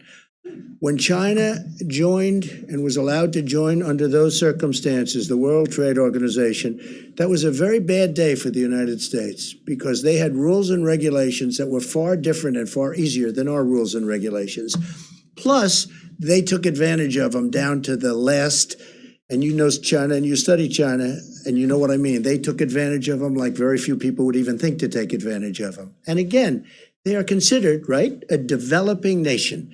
We are not considered a developing nation. They're given advantages. Okay. For many years, China has ripped off the United States. And then I came along. And right now, as you know, China's paying 25%, and we've taken in billions and billions and billions of dollars in tariffs from China. And I know a lot of the people kept saying, oh, no, we're paying. Well, we're not paying. Countries are different. Not every country is China. But China would devalue their currency, and they'd also pour out money. And they essentially were paying most of those tariffs, not us. And as you know, we've taken in tens of billions of dollars. They targeted our farmers. But we took in so much money that I was able to give back. 1 year it was 12 billion, 1 year it was 16 billion. I was able to give back our farmers the money that they were targeted, hurt. China bought 12 billion and bought 16 billion. 1 year 12, 1 year 16. I was able to give them back the 12 and then give them back to 16, the farmers. And they weren't targeted, and they're all in business. Now we're doing it because they got targeted in a different way. Now I'm going to be very interested to see. So we signed a deal with China, and under that deal, they're supposed to buy substantially in excess of $200 billion from us. That's not only farm product, it's manufacturing product, it's lots of different things. They're going to buy a lot. I just want to see if they live up to that deal. I know President Xi, I would say he would live up to the deal. But remember this, I never took off the tariff. It's still 25%. That's a big 25% of $250 billion. So for the first time, and you saw also, now again, I'm going before the virus hit, because that's sort of like, let's start all over again. Okay, I can't tell you that yet, because that chapter hasn't been written yet. But go up a few weeks ago, the deficit with the United States and China was coming way down. Nobody's seen that. Nobody's ever seen that before. But the deficit has come way down. So now we start a new chapter. And I can only tell you, if a smart person is standing where I'm standing, we're going to do very well with China. Okay? And I think I have to also say this. I think our relationship and having the relationship I have with China is a good thing. But for the first time, we're benefiting instead of being the sucker that could, that got taken advantage for years. Nobody. I said to China, how did this ever happen? I got to know him very well. I said to him, representatives of China at the top level, you know who I'm talking about. I say, how did this ever happen? They looked at me and they said, but nobody ever called us. We didn't have a deal. It's not like we had a bad deal. We had worse. We didn't have any deal at all. So they just took advantage. Think of it, $500 billion a year deficit. Not 500 million's a lot of money, right?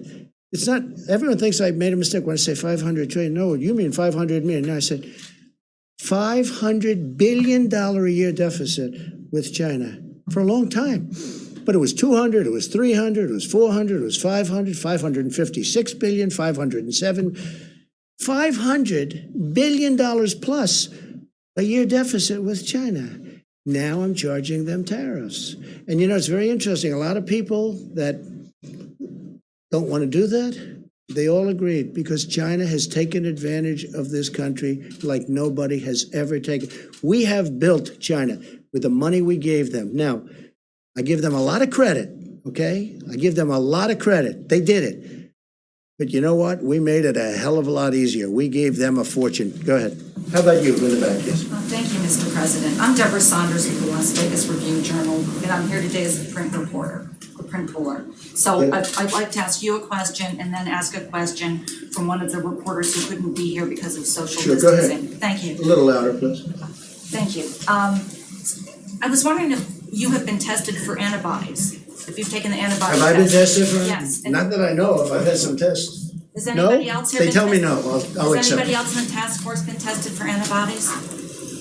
We don't have a testing. You don't have the test? That'll come out. They've just developed those tests, sort of new. Okay, good to know. So this question is from Andrew Feinberg with Newsweek. A significant amount of federal aid was made available to Boeing in the recently signed CARES Act relief package. But according to sources, Boeing executives are still planning a round of layoffs. So should Boeing or any company that accepts federal aid to stay in business during this pandemic be penalized for laying off workers after doing so? Yeah, well, the aid hasn't been given yet, but they will be asking, in my opinion. They haven't even asked yet. Boeing has not asked for aid yet, but I think they probably will. Now, at the same time, they do have to run a company. This isn't a great time to sell airplanes. Let's not kid ourselves, okay? If you're a business person, Boeing makes airplanes. They had a big problem with one, but they make the greatest airplanes. They make the best airplanes in the world. They had the problem with one. They got it too complex. It becomes so complex. You have to be number one in your class at MIT to be able to fly it. It's a mistake. Every 2 years, they want to make it more and more. I mean, they had great success with the 737, the Boeing 737. Then all of a sudden they do the MAX and they say, let's make it more complicated. Let's put on different engines. Let's do this, let's do that. It was not exactly a good decision, bad decision, very bad, horrible decision. Number one, human lives, and number two, horrible's what's happened to the company. Here's a company, from a business standpoint, was like probably the greatest company in the world, in my opinion. I think it amounts to 1% of GDP. Some people say it's a half. I think it's 1. But here's one of the greatest companies anywhere in the world, maybe the greatest. And boom. Now, on top of what happened there with the 2 planes, and they say they have that fixed. That's good. They say they have it fixed undisputably. In fact, somebody said, they gave me something. I said, you should say it that way. They said, sir, This is now the safest airplane in the air. I said, that's what you should say. That's a very good statement. It's the safest airplane in the air. It's a very good statement. You should use it. I said, by the way, you're changing the name? But whether you do or not, you should use that. But he said that. A Boeing person said to me, it's the safest airplane in the air. That's a great thing. But we know they're going to need help. Now, does that mean they're going to need help and they should keep people that they absolutely don't need? That business is a very cyclical business, like many businesses, frankly. So that determination hasn't made. They have not spoken to us yet. I think they will be. Maybe they won't need help. That'll be great. Look, Boeing made so much money. Who would have thought they could have made all of those planes that are parked all over the place? In many cases, I guess payments not made. But who would have thought they could do that and they're still a solvent company? Okay? I mean, what a tragic thing happened in numerous ways, but also economically. So when they see us, making sure that Boeing is strong again is very, very powerful and very important, and we'll do whatever is necessary to do. Please. Thank you. I have a quick one and then a longer one. First of all, have you had a chance... Should we keep this going, everybody? Huh? You're the president. Jim wants to leave. No. Keep it going for a while, yes? I mean, we have time if you want. You're not going to criticize me that the conference was too long? You know, if I leave short, yesterday I left short. It was too short. If I stay too long, they say it was too long. Someday we're going to get it just right. Okay. Should we continue? Should we continue? Yes? Well, at least answer my questions. Yeah. Okay, let's, at least for your question. Have you had a chance to speak Not to... a bad point. Have you had a chance yet to speak to Boris Johnson since he came? I have not. No, I have a call just to wish him well to his group. No, I don't want to be calling him now. I want him to get better. He's a great guy. He's become a friend of mine, a real friend of mine. You know, he has a great feeling for our country. Obviously for his country, he loves it. He's a tremendous guy. Slightly more complicated. He's become. I think he's probably right now. He was very high to start. I think he might be 100% popularity right now. I think he's. You know, they talk about approval polls, right? You ever hear that term? I'm sure you never heard that. I hear it all the time. His approval rating must be about 300%. But he's a great guy. He was a great guy before, and I think people see what he's been through. What he's been through is incredible. And they say a big turn. So let's see what happens. Let's hope. And if I may, where do you see the use of something like immunity certificates or documents or passports when we get to something like immunity certificates? Once we get to antibody testing, whether this will be a useful way. Well, I see a lot of different things. We're going to be very careful for who comes into the country. Look, my opposition party wants to have open borders. This is a case where I'm very glad that my position is I don't want open borders. I want very strong borders. That includes not only on the southern border, our southern border with Mexico, and you could also say our northern border with Canada. But we want to have strong borders. And I think this is maybe one of the learning points. We learned something about borders. We need borders. The country needs borders to be a great country. And I think this is a great point. Go ahead, do you have something else? Yeah, I wasn't just thinking about for borders. I just thought for ordinary Americans who are currently stuck at home, if they're tested for antibodies, it turns out they've had the disease and therefore shouldn't be infected again. Some sort of documentation that would allow them to go back to work safely. You mean once they get better? Yeah, or people who might not. Okay, so they have the disease, and they're better, and they have the immunity now. They have, supposedly, according to what I'm hearing, it could be for a long period, could be for a lifetime, it could also be for a year or two, I'm hearing, Tony. So nobody's told me yet if it's for a year, if it's for 2 years, or if it's for a lifetime. Like chicken pox. They say if you have chicken pox, you have immunity. They say for a lifetime. I hope that's true. But nobody's actually told me with certainty, maybe because they don't know yet. You don't know yet. Because it's new. You know, this came upon us. Nobody knew. They do know you have it for a period of time. And it's strong for a period of time. They don't know. That's hence the antibodies that we're making. I saw somebody who was really sick, and he got better. A young person, relatively young person, 35, and physically fit, you know, and he got better. He made it, barely, but he made it. His first thing that he did when he was better is, I want to give I want to give whatever I can give to help other people, because nobody should go through it. It's a tough thing. So we don't know yet how long, if you'd like to add anything to that, but we don't know yet, is it a year? It will be a year, but is it more than a year? And only time is going to tell, okay? Thank you. Just one more question. Go ahead, try one more. Will you have governors, mayors, members of Congress on the Open the Country Council that you talked about? Yeah, I think so. I think we're going to put some governors. I've gained great respect for governors, both Republican and Democrat. I've actually become friends with some of the Democrat governors that I wouldn't have really had the privilege of getting to know. And Governor Murphy of New Jersey is a very liberal guy. I'm not, but we've had a great relationship. John Bell, as you know, I call him John Bell, but John Bell Edwards, people call him John Bell, sort of a cool name. From Louisiana, I have a very good relationship with him.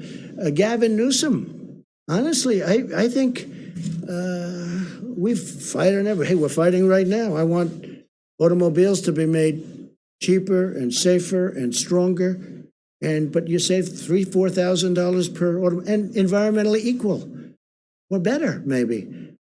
And we're fighting on that. We're fighting a lot of different things. We fight on the border. He wants open borders. I want people to come into our country illegally. But I've gotten very friendly with Gavin Newsom. He's done a very good job here. I think I've gotten very friendly. I mean, he's been, I think, sort of a friend of mine for a long time. Don't get to see him much, but Governor Cuomo of New York, we talk all the time. I told you, I spoke to him literally the last call just before walking in here. I've really developed a lot of good friendships with the governors, and including the governors. I think Mike DeWine, Republican, but I think he's done a great job in Ohio. So yeah, I want to put on both parties. I want to have some governors. I'm not going to have all of the governors, but I'd like to put some representative governors on the council. Yes, I would like to do that. Any to serve? Yes. I have. I've asked a couple of them. They've all said yes. So far, everyone said yes. I think everybody would like to be on that council. That's a very important council. Go ahead in the back. You haven't gone yet. Thank you, Mr. President. 2 questions, if I may. Do you have a message to those pastors who are still planning to have Easter services, defying the public health guidelines? Well, so you're going to have to say it louder. To those what? To those pastors who are still planning to have Easter services in person. Pastors who Oh, are the pastors. I defying- didn't understand your word. Okay. You have a very nice voice, but it's a little bit low, and you're far back. I've had talks with the pastors, and most of the pastors agree. And it's a very complex subject. Let's face it, for the obvious reasons. I don't have to go into it. Most of the pastors agree that they are better off doing what they're doing, which is distancing. They feel that let's get this over with, and they want to get back to church so badly. I mean, can you imagine we have Easter Sunday, and I'm going to be watching Pastor Robert Jeffress, who's been a great guy. Did I tell you? He's been a great guy, and I'm going to be watching on a laptop. Now, a laptop is not the same as being in his church or being in another church. It's not. No matter what you say, you don't get to say, oh, isn't it wonderful? But I've done this for 3 weeks, and they've had tremendous, I let people know who it is. They've had the biggest audiences they've ever had. They have millions of people now watching, and people are really liking what they're hearing. So I'm going to be with, on Easter, Pastor, I don't even know if he knows it yet, but he will soon. I think he will in about 2 minutes. Pastor Robert Jeffress, and he's a terrific guy, a terrific man. I've gotten to know him very well. He's a man of great compassion. He loves our country, and I'm going to be with him on Easter, meaning I'm going to be with him watching on a laptop. Doesn't sound good, but it's one of those things. It cannot be church. I'm not going to get into it. It cannot be church. Most pastors and most people, of faith, people that we listen to and respect and admire. Franklin Graham is a person I have great respect for. Most people will, and who's done an incredible job in New York on Central Park, where they put up Samaritan's Purse. He's done an incredible job. The son of the late, great Billy Graham. His family is incredible. He's incredible. Franklin Graham, the job he's doing he loves to do it. He has such a passion, and that's why he's so good at it. He does it with incredible love. And he will tell you, we're all saying we've got to get our country cured. I know there are some pastors and ministers and others that want to get together. I would, and I have great respect for them. Two of them I know. But I would say first, heal. I'm a Christian. Heal our country. Let's get healed before we do this. And if there's time to do that, we'll do it for hopefully the rest of our lives. Please. Thank you. The Mercy and the Comfort seem to be underutilized at the moment in Los Angeles and New York. Is there any consideration either to sending the medical units into the cities to help the hospitals there, or to moving the hospital ships? So the Mercy and the Comfort were sent when projections were much higher. And I say, Tony backed it up. Deborah made the statement. They said, you're not going to need these many rooms, but we wanted to be prepared. I mean, you know, we had the ship. They did an incredible job. With the Comfort was supposed to be in maintenance for a period of 4 weeks, and they had it done in 3.5, 4 days. And it came up. And so we had it there. If there was a disaster from the standpoint of you needed all of the, now, I tell you, the Javits Center, Andrew will tell you, we were ready to go. It's incredible the job they did. But they're using less beds. This is a good thing, not a bad thing. They're using less beds. Now, Javits has been pretty busy over the last couple of days, and the death numbers are horrific. But you go back now, and you're finding they're going to start to come down very substantially, just based on the fact that the bed usage, the number of beds are much, much less, much, much less. So the Mercy and the Comfort were there in case they needed them. Los Angeles, where you have the one, and New York, where you have the other. They just don't. Fortunately, we haven't hit numbers where they would have been used. They're always going to be sort of overflow because they're on the edges. You know, they're not as convenient as certain places. But the people were ready, willing, and able. They were ready to go. They were going to do a great job. But fortunately, we don't need, just like we didn't need as many ventilators.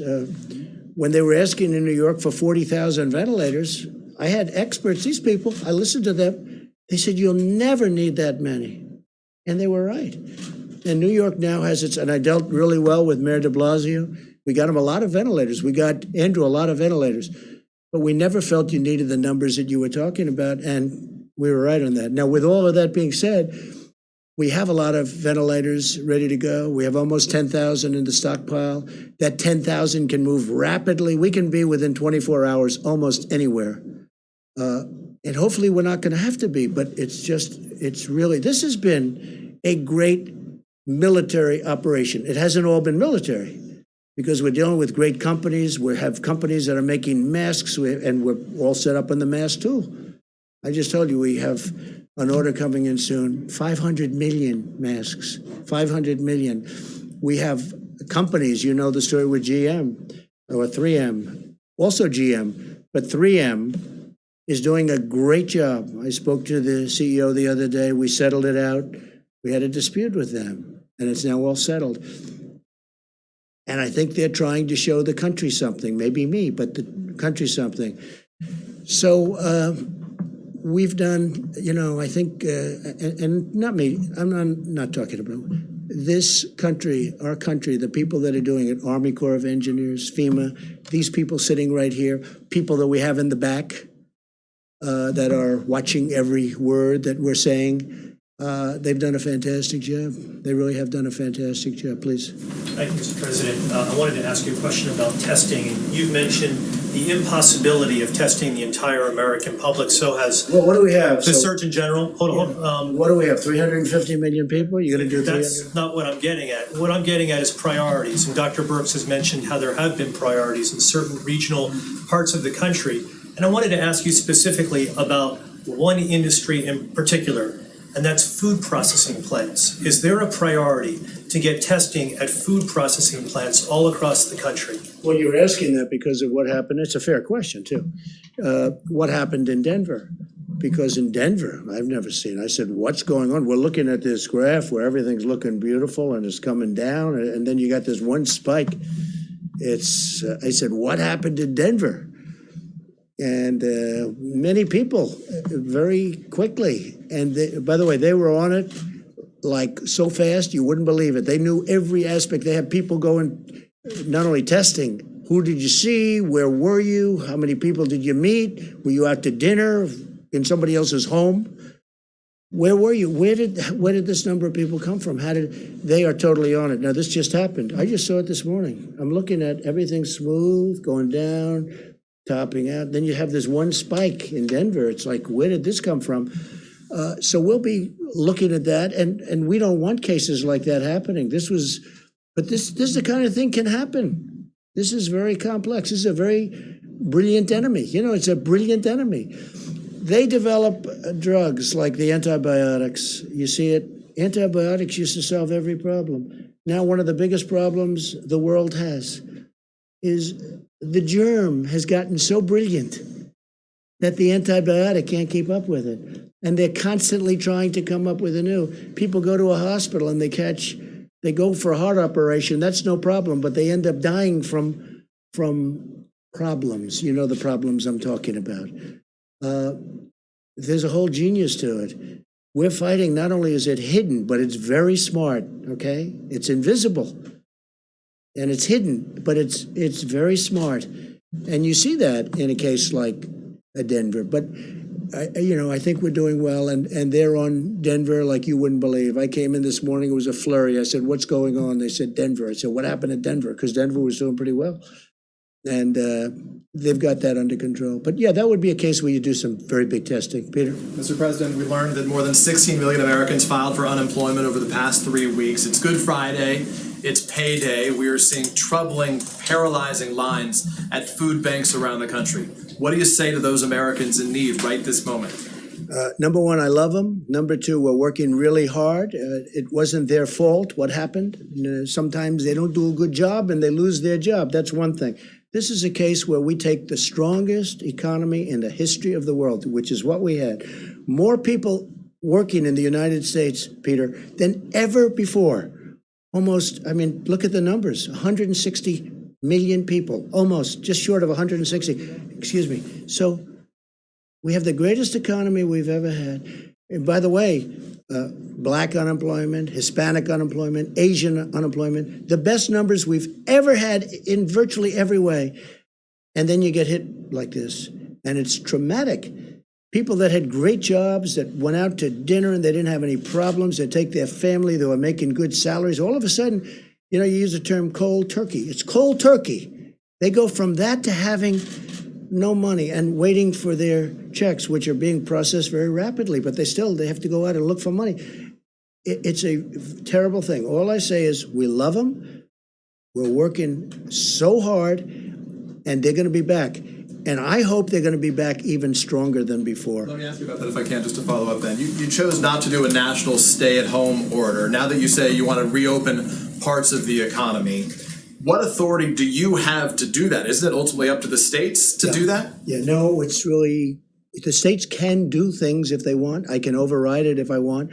But the national stay-at-home, just so you understand, 95% of the country is stay at home. Like as an example, I was speaking with the great governor of Texas, Greg Abbott, the other day. He has a stay at home. A lot of people didn't even know it, but he had a stay at home. Some people reported Texas wasn't. He had a very strong stay at home. 95 to 96%. South Carolina, as you know, has it, which at one point a week ago they didn't have. South Carolina, another great governor, McMaster. 95% of the country is covered. Now, the states that aren't, and again, constitutionally, from a federalist standpoint, if I thought there was a problem, if I saw a state with a problem, I would absolutely demand it. But they're doing great. And the states that aren't are states that have not had a big problem. What authority do you have to reopen right now? The same way that it's up to the states to shut it down, it's up to them to reopen. I have great authority if I want to use it. I would rather have the states use it. I would rather, and this is so shocking for me. A lot of people are saying, wow, he's really very reasoned, isn't he? A lot of people are shocked. They think I'd do it. I have absolute authority to use it. But so far, our relationship with governors and the job they're doing, I haven't had to do it. Would I do it if I saw a state that was out of control and they didn't have the stay-at-home policy? I would do it in a heartbeat. Jeff? Mr. President, there's obviously a lot of interest in how you're going to make that decision. It's a very big decision. I don't know that I've had a bigger decision than that when you think, right? I would think. I mean, think of that decision. Somebody said it's totally up to the president. I saw this morning. It's totally up, and it is. I don't know that I've had a bigger decision, but I'm going to surround myself with the greatest minds, not only the greatest minds, but the greatest minds in numerous different businesses, including the business of politics and reason. And we're going to make a decision, and hopefully it's going to be the right decision. I will say this. I want to get it open as soon as we can. We have to get our country open, Jeff. Can you say, sir, what metrics you will use to make that decision? The metrics right here. That's my metrics. That's all I can do. I can listen to 35 people. At the end, I've got to make a decision. And I didn't think of it until yesterday. I said, this is a big decision. But I want to be guided. I'm going to be guided by them. I'm going to be guided by our vice president. I'm going to make a decision based on a lot of different opinions. Some will maybe disagree, and some I'd love to see it where they don't disagree. Will there be risks? There's always going to be a risk that something can flare up. There's always going to look at what's happening where countries are trying to get open and there's a flare up and they'll go. But I'd like the flare up to be very localized so that we can control it from a local standpoint without having to close. There's always a risk. This is genius that we're fighting. We're fighting this hidden enemy, which is genius. Okay, it's genius. The way it's attacked so many countries at so many different angles, and I mean, you take a look at what's going on. And the greatest doctors in the world. I think they're close, by the way, but they haven't figured it out yet. Look what it's done to some people.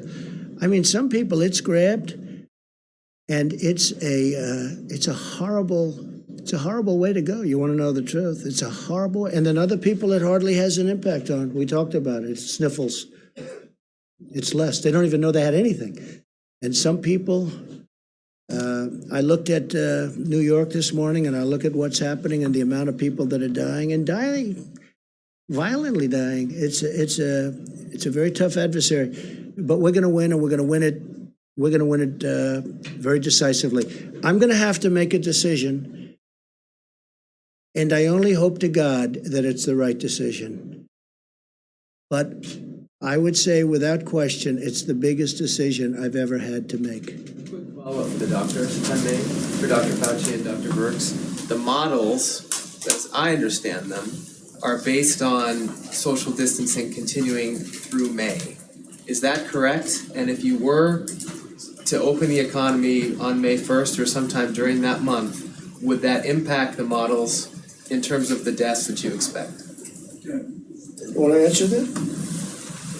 We're taking turns today. Good. It's good. So the model, the IHME model, does state that it's through May. We've had these model discussions, haven't we, for weeks now. So the models are informed by the data, and you can see how much that model has shifted on the amazing work of the American people. So I think that's what we're evaluating right now. Remember when I talked yesterday, I've been in public health a long time. I have never, except for Ebola, where we worked very closely with the communities about specific issues, we've never taken a countrywide or a global-wide approach to mitigation. This is unprecedented.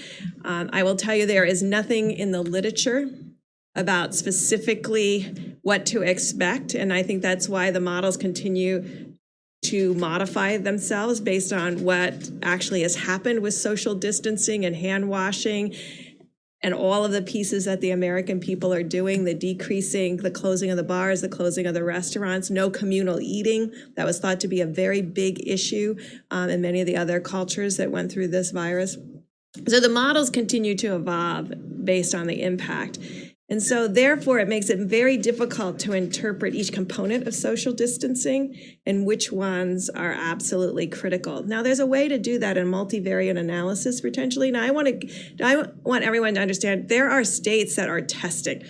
There are states that are doing contact tracing. So, I mean, I think sometimes we get we look at what New York is doing and Detroit, we forget that there's a Utah and a New Mexico and a North and South Dakota and a whole series of states that have been doing testing and contact tracing and have been testing at rates higher than that per capita rate that we all have discussed.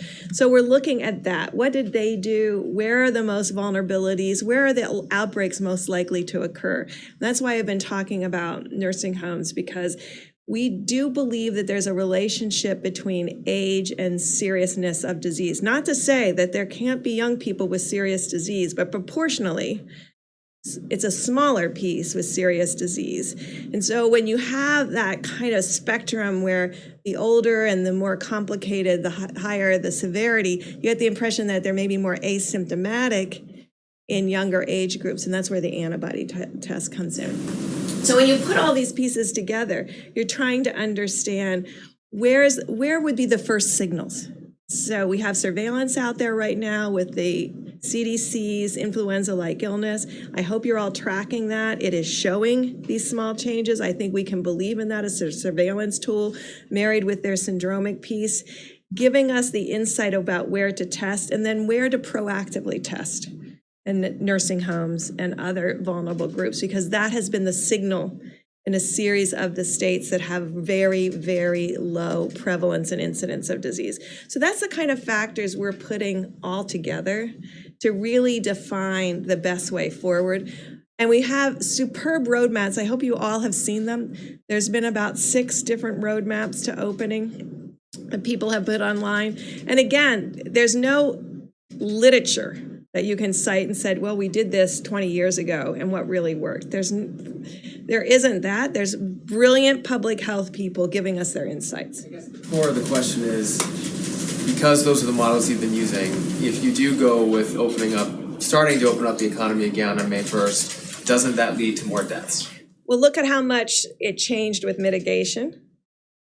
And now we're looking at those state by state, and there's some states in there that are still in contact tracing. So we're looking at the impact of that model, and what that model predicted based on the type of contact tracing, less mitigation, more contact tracing. Are you getting what I'm talking about? Okay, so there are states that didn't stay-at-home orders, but we're doing contact tracing from outbreaks. So we're looking at them and how they have done, and we're looking at certainly what's happened in the big metro areas. And we're integrating all of that data together to make a plan going forward. So I can't tell you, because look at how much the model has changed in just a week. Remember, just a week ago, it was 80,000. Now it's 60,000. So, and the curves, I'm sure you're all watching it, the curves are getting much broader confidence intervals. There is still the dotted line, but the confidence intervals around the dotted line are getting bigger. When you see that, you know the model has a bit of an instability. And so that's why Tony and I base a lot of our decision and discussion on cases and what physically is happening in that county and that state. At the same time, not ignoring the models, but integrating the models as one piece of our thought process. Do you want to come up here and say what you think about models? Okay. Dr. Works, can you update something? I just want to say that, you talked about, couldn't it lead to death? Meaning you open up, could lead to death, and you're right. But you know what? Staying at home leads to death also. And it's very traumatic for this country. But staying at home, if you look at numbers, that leads to a different kind of death, perhaps, but it leads to death also. So it's a very big decision. As I say, it's the biggest decision I'll ever make. All right, we'll do a couple of more. We'll go. Thank you. Thank you, Mr. President. Before you came out here, you said one of the last people that you talked to was Governor Cuomo. Yes. And at his news conference today, he said that he was asking you to use the Defense Production Act to require companies to make more tests, to streamline testing. Is that something that you would consider, because you've considered it with ventilators? Well, the other side seems to keep using that, and I have used it. I've enacted it, you do know, and I've used it. Some people thought viciously. Just ask a couple of companies. If you want, you can just look up the names. And I'm surprised that he would have said that. We actually have great tests. We have others under development. You don't need full testing, as the doctors have been talking about ad nauseum. So I would be surprised that he would have said that, meaning it that way. If he did, I'd have a much different type answer. Go ahead. You all didn't talk about it over the phone. We talked about testing. Yeah, we did talk about testing. And one of the things I did was I put the two doctors in charge of that call. I said, you know what, Andrew? I have two very talented people standing here. We're getting ready to go on. Let me put them and let me have them talk to you. And they talked to him really at length. And I think by the time they finished, he understood what we were saying. He understood it very clearly. Okay. One more question, please. You've talked a lot this week about holding the World Health Organization responsible for its response to the coronavirus. I'm curious if you've given any more thought to holding China financially responsible for the part that it played and the economic toll that it's taking on the American people. Yeah, I understand the question very well. Look, nobody has done to China or treated China as strongly as I have. Use the word strongly. As you know, you've reported on it. Billions and billions of dollars is flowing into our treasury because of what I've done with China. I think it's a very sad thing that happened. And I think if people knew, including the World Health Organization, and I do believe they knew, but they didn't want to tell the world. And we're going to get to the bottom of it. And we'll have reports on all of this, and we are not happy about it. But I wanted to leave the World Health for later. And I can tell you that we're constantly in touch with China. We're talking to China. And we've expressed how we felt. We're not happy about it. We're not happy about it at all, Kristen. Okay, one or two more? Yeah, Jim. Mr. President, we hear from a lot of people who see these briefings as sort of happy talk briefings. And No happy talk today. And some of the officials paint a rosy picture of what is happening around the country. If you look at some of these questions, do we have enough masks? No. Do we have enough tests? No. Do we have enough PPE? No. Why would you say no? Do we have enough medical answer is equipment? yes. I think the answer is yes. Who said no to that? I'm saying this. No, you're saying no, but who said no? But you asked me, do we have enough masks? We hear from Yes. doctors, we hear from No, health you didn't say experts. that. You said, do we have enough masks? Does the country? Yes. Do we have enough tests? Yes. Plus, we're developing new tests. Do we have enough? Do we have enough ventilators? Yes. Do we have enough hospital beds? Yes. We've built 20,000 hospital beds. We have enough hospital beds. Go ahead, Jim. Let's go. Well, what do you say to? I mean, you watch the coverage. You know what I say? Watching a lot of the coverage. Well, a lot of it's These fake news. doctors who, no, A lot of it's fake not- news. A lot of it's fake news. Let me just when tell the you. doctors and the medical the experts come governors- on our air the and governors say that reported- we don't have enough tests, we don't have enough The governor, masks. yeah, depending on your air, they always say that because otherwise you're not going to put them on. Let me just tell you something. The governors have said last night, they had a group of governors, 14 governors, they were together someplace, and they said, it's been unbelievable what's happened. We've been totally responsive. Ventilators, everyone has the ventilators they need to a point where we're getting calls from foreign countries saying, you have all the ventilators, can we get some? And we're going to try and help some of these countries. These people have done an incredible job. This is not happy talk. Maybe it's happy talk for you. It's not happy talk for me. We're talking about death. We're talking about the greatest economy in the world. One day I have to close it off. And we did the right thing because maybe it would have been 2 million people died instead of whatever that final number will be, which could be 60, could be 70, could be 75, could be 55. Thousands of people have died. There's nothing happy about it, Jim. This is sad talk. This is the saddest, these are the saddest news conferences that I've ever had. I don't like doing them. You know why? Because I'm talking about death.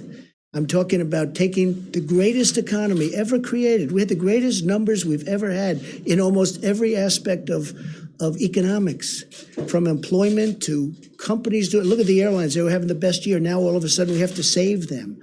Okay? There's no happy talk, Jim. This is the real deal. And I've got to make the biggest decision of my life. And I've only started thinking about that. I mean, you know, I've made a lot of big decisions over my life. You understand that. This is by far the biggest decision of my life because I have to say, okay, let's go. This is what we're going to do. When you have hospital administrators. Sure. But you have many doctors that say, unbelievable job. I watched this morning, and I watched a certain network. and it wasn't Fox, and you had doctors saying that we've done an incredible job. You just read off these no, no, no. Well, we have ventilators, we have equipment, we have beds. How about beds? I mean, Governor Cuomo just told me a little while ago, he's got plenty of beds. In fact, they're having a hard time filling Javits Center. We built them 2,900 beds. So that's not a fair question. When you're Jim, look, sanitizing masks and Jim, you're talking about reusing PPE, obviously you don't have enough. No, excuse me. We have masks, we have everything. And we were trying to get ready for the surge. And a lot of people said it will never happen. Deborah said it. You'll never need that many beds. They said we needed 40,000 ventilators. 40,000. It's like building a car. 40,000 ventilators. People said, I felt it too. You'll never need that many. Guess what? We're the envy of the world in terms of ventilators.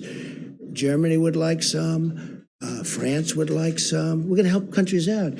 Spain needs them desperately. Italy needs them desperately. Mexico needs them desperately. He asked me last night, would it be possible to get 10,000 ventilators? Within a short period of time, I'll be able to help out Mexico. No, Jim, just the opposite of your question. It's not no, no, no. It's yes, yes, yes. We're in great shape. And you know what? What's happening now is those numbers are horrible. But take a look at the number of beds. We have beds available all over New York. New York really being the epicenter. New York has experienced something that has been absolutely horrific. I saw Hart's Island yesterday. I saw those people being buried yesterday. Fortunately, we have the beds, and you can speak to Mayor de Blasio, you can speak to Governor Cuomo. People can't even believe the job we've done. They can't even believe it. And I give tremendous credit to the military. There's been a military operation with private people. Wait a minute, wait. I give tremendous credit to our military, to the Army Corps of Engineers, to FEMA, to these people. The job they've done is incredible. And you shouldn't be asking that kind of a question. Jim, honestly. Had the country been better Okay, look, prepared I really don't believe you're that bad a guy. this? You shouldn't be asking that kind of a question. You should say, you know what? It's been really incredible what's been happening. Jim, nobody's asking. What governor, let me ask you this. What governor, we have more tests than anybody in the world. We have virtually every country in the world calling us, asking us, how do we get these tests that you have? Your testing is the best in the world. How do we get it? They've done a fantastic job. And when you ask a question like that, it's very insulting to a lot of great people. Okay, one more, please. Please, go ahead. Thank you, Mr. President. You may have seen how Sweden has responded to the pandemic. The schools are open, bars and restaurants are open. Sweden's different. Do you regret not following that approach? Is that approach working? I think we could have followed that approach. And if we did follow that approach, I think we might have 2 million people dead. And Sweden is having a lot of difficulty. Look, I'm very friendly with the leadership in Sweden. They took a different approach. They're a very disciplined country to start off with, but they did take a different. Other places tried it. UK tried it. The herd approach, okay? Herd. And they tried it. And you saw what happened in UK. It set them back a lot of time. It's been, they're having a tough time. Other countries have tried it. And Sweden is suffering greatly. Sweden's suffering greatly. If we did the herd, if we went with the herd, as they say, we would have had potentially, you see the charts. Nobody knows. Nobody will ever know, fortunately, because we're going to be substantially less than the minimum. I certainly hope, unless something happens that would be tragic. So they had a minimum number. If one of the reasons we're so far below that number is because nobody thought the American people could be so disciplined. Nobody thought it was possible.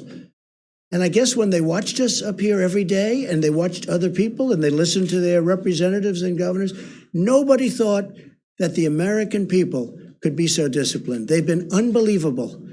And because of that, so you have a minimum number of 100,000, and then you had the 2.2 number that if we did nothing, if we did just kept working, everybody go to work, people would be dropping dead on the subways. No, if we would have lost 1 million people, take the 2.2 million and cut it in half. Make it Cut it in more than half. Make it 1 million people, okay?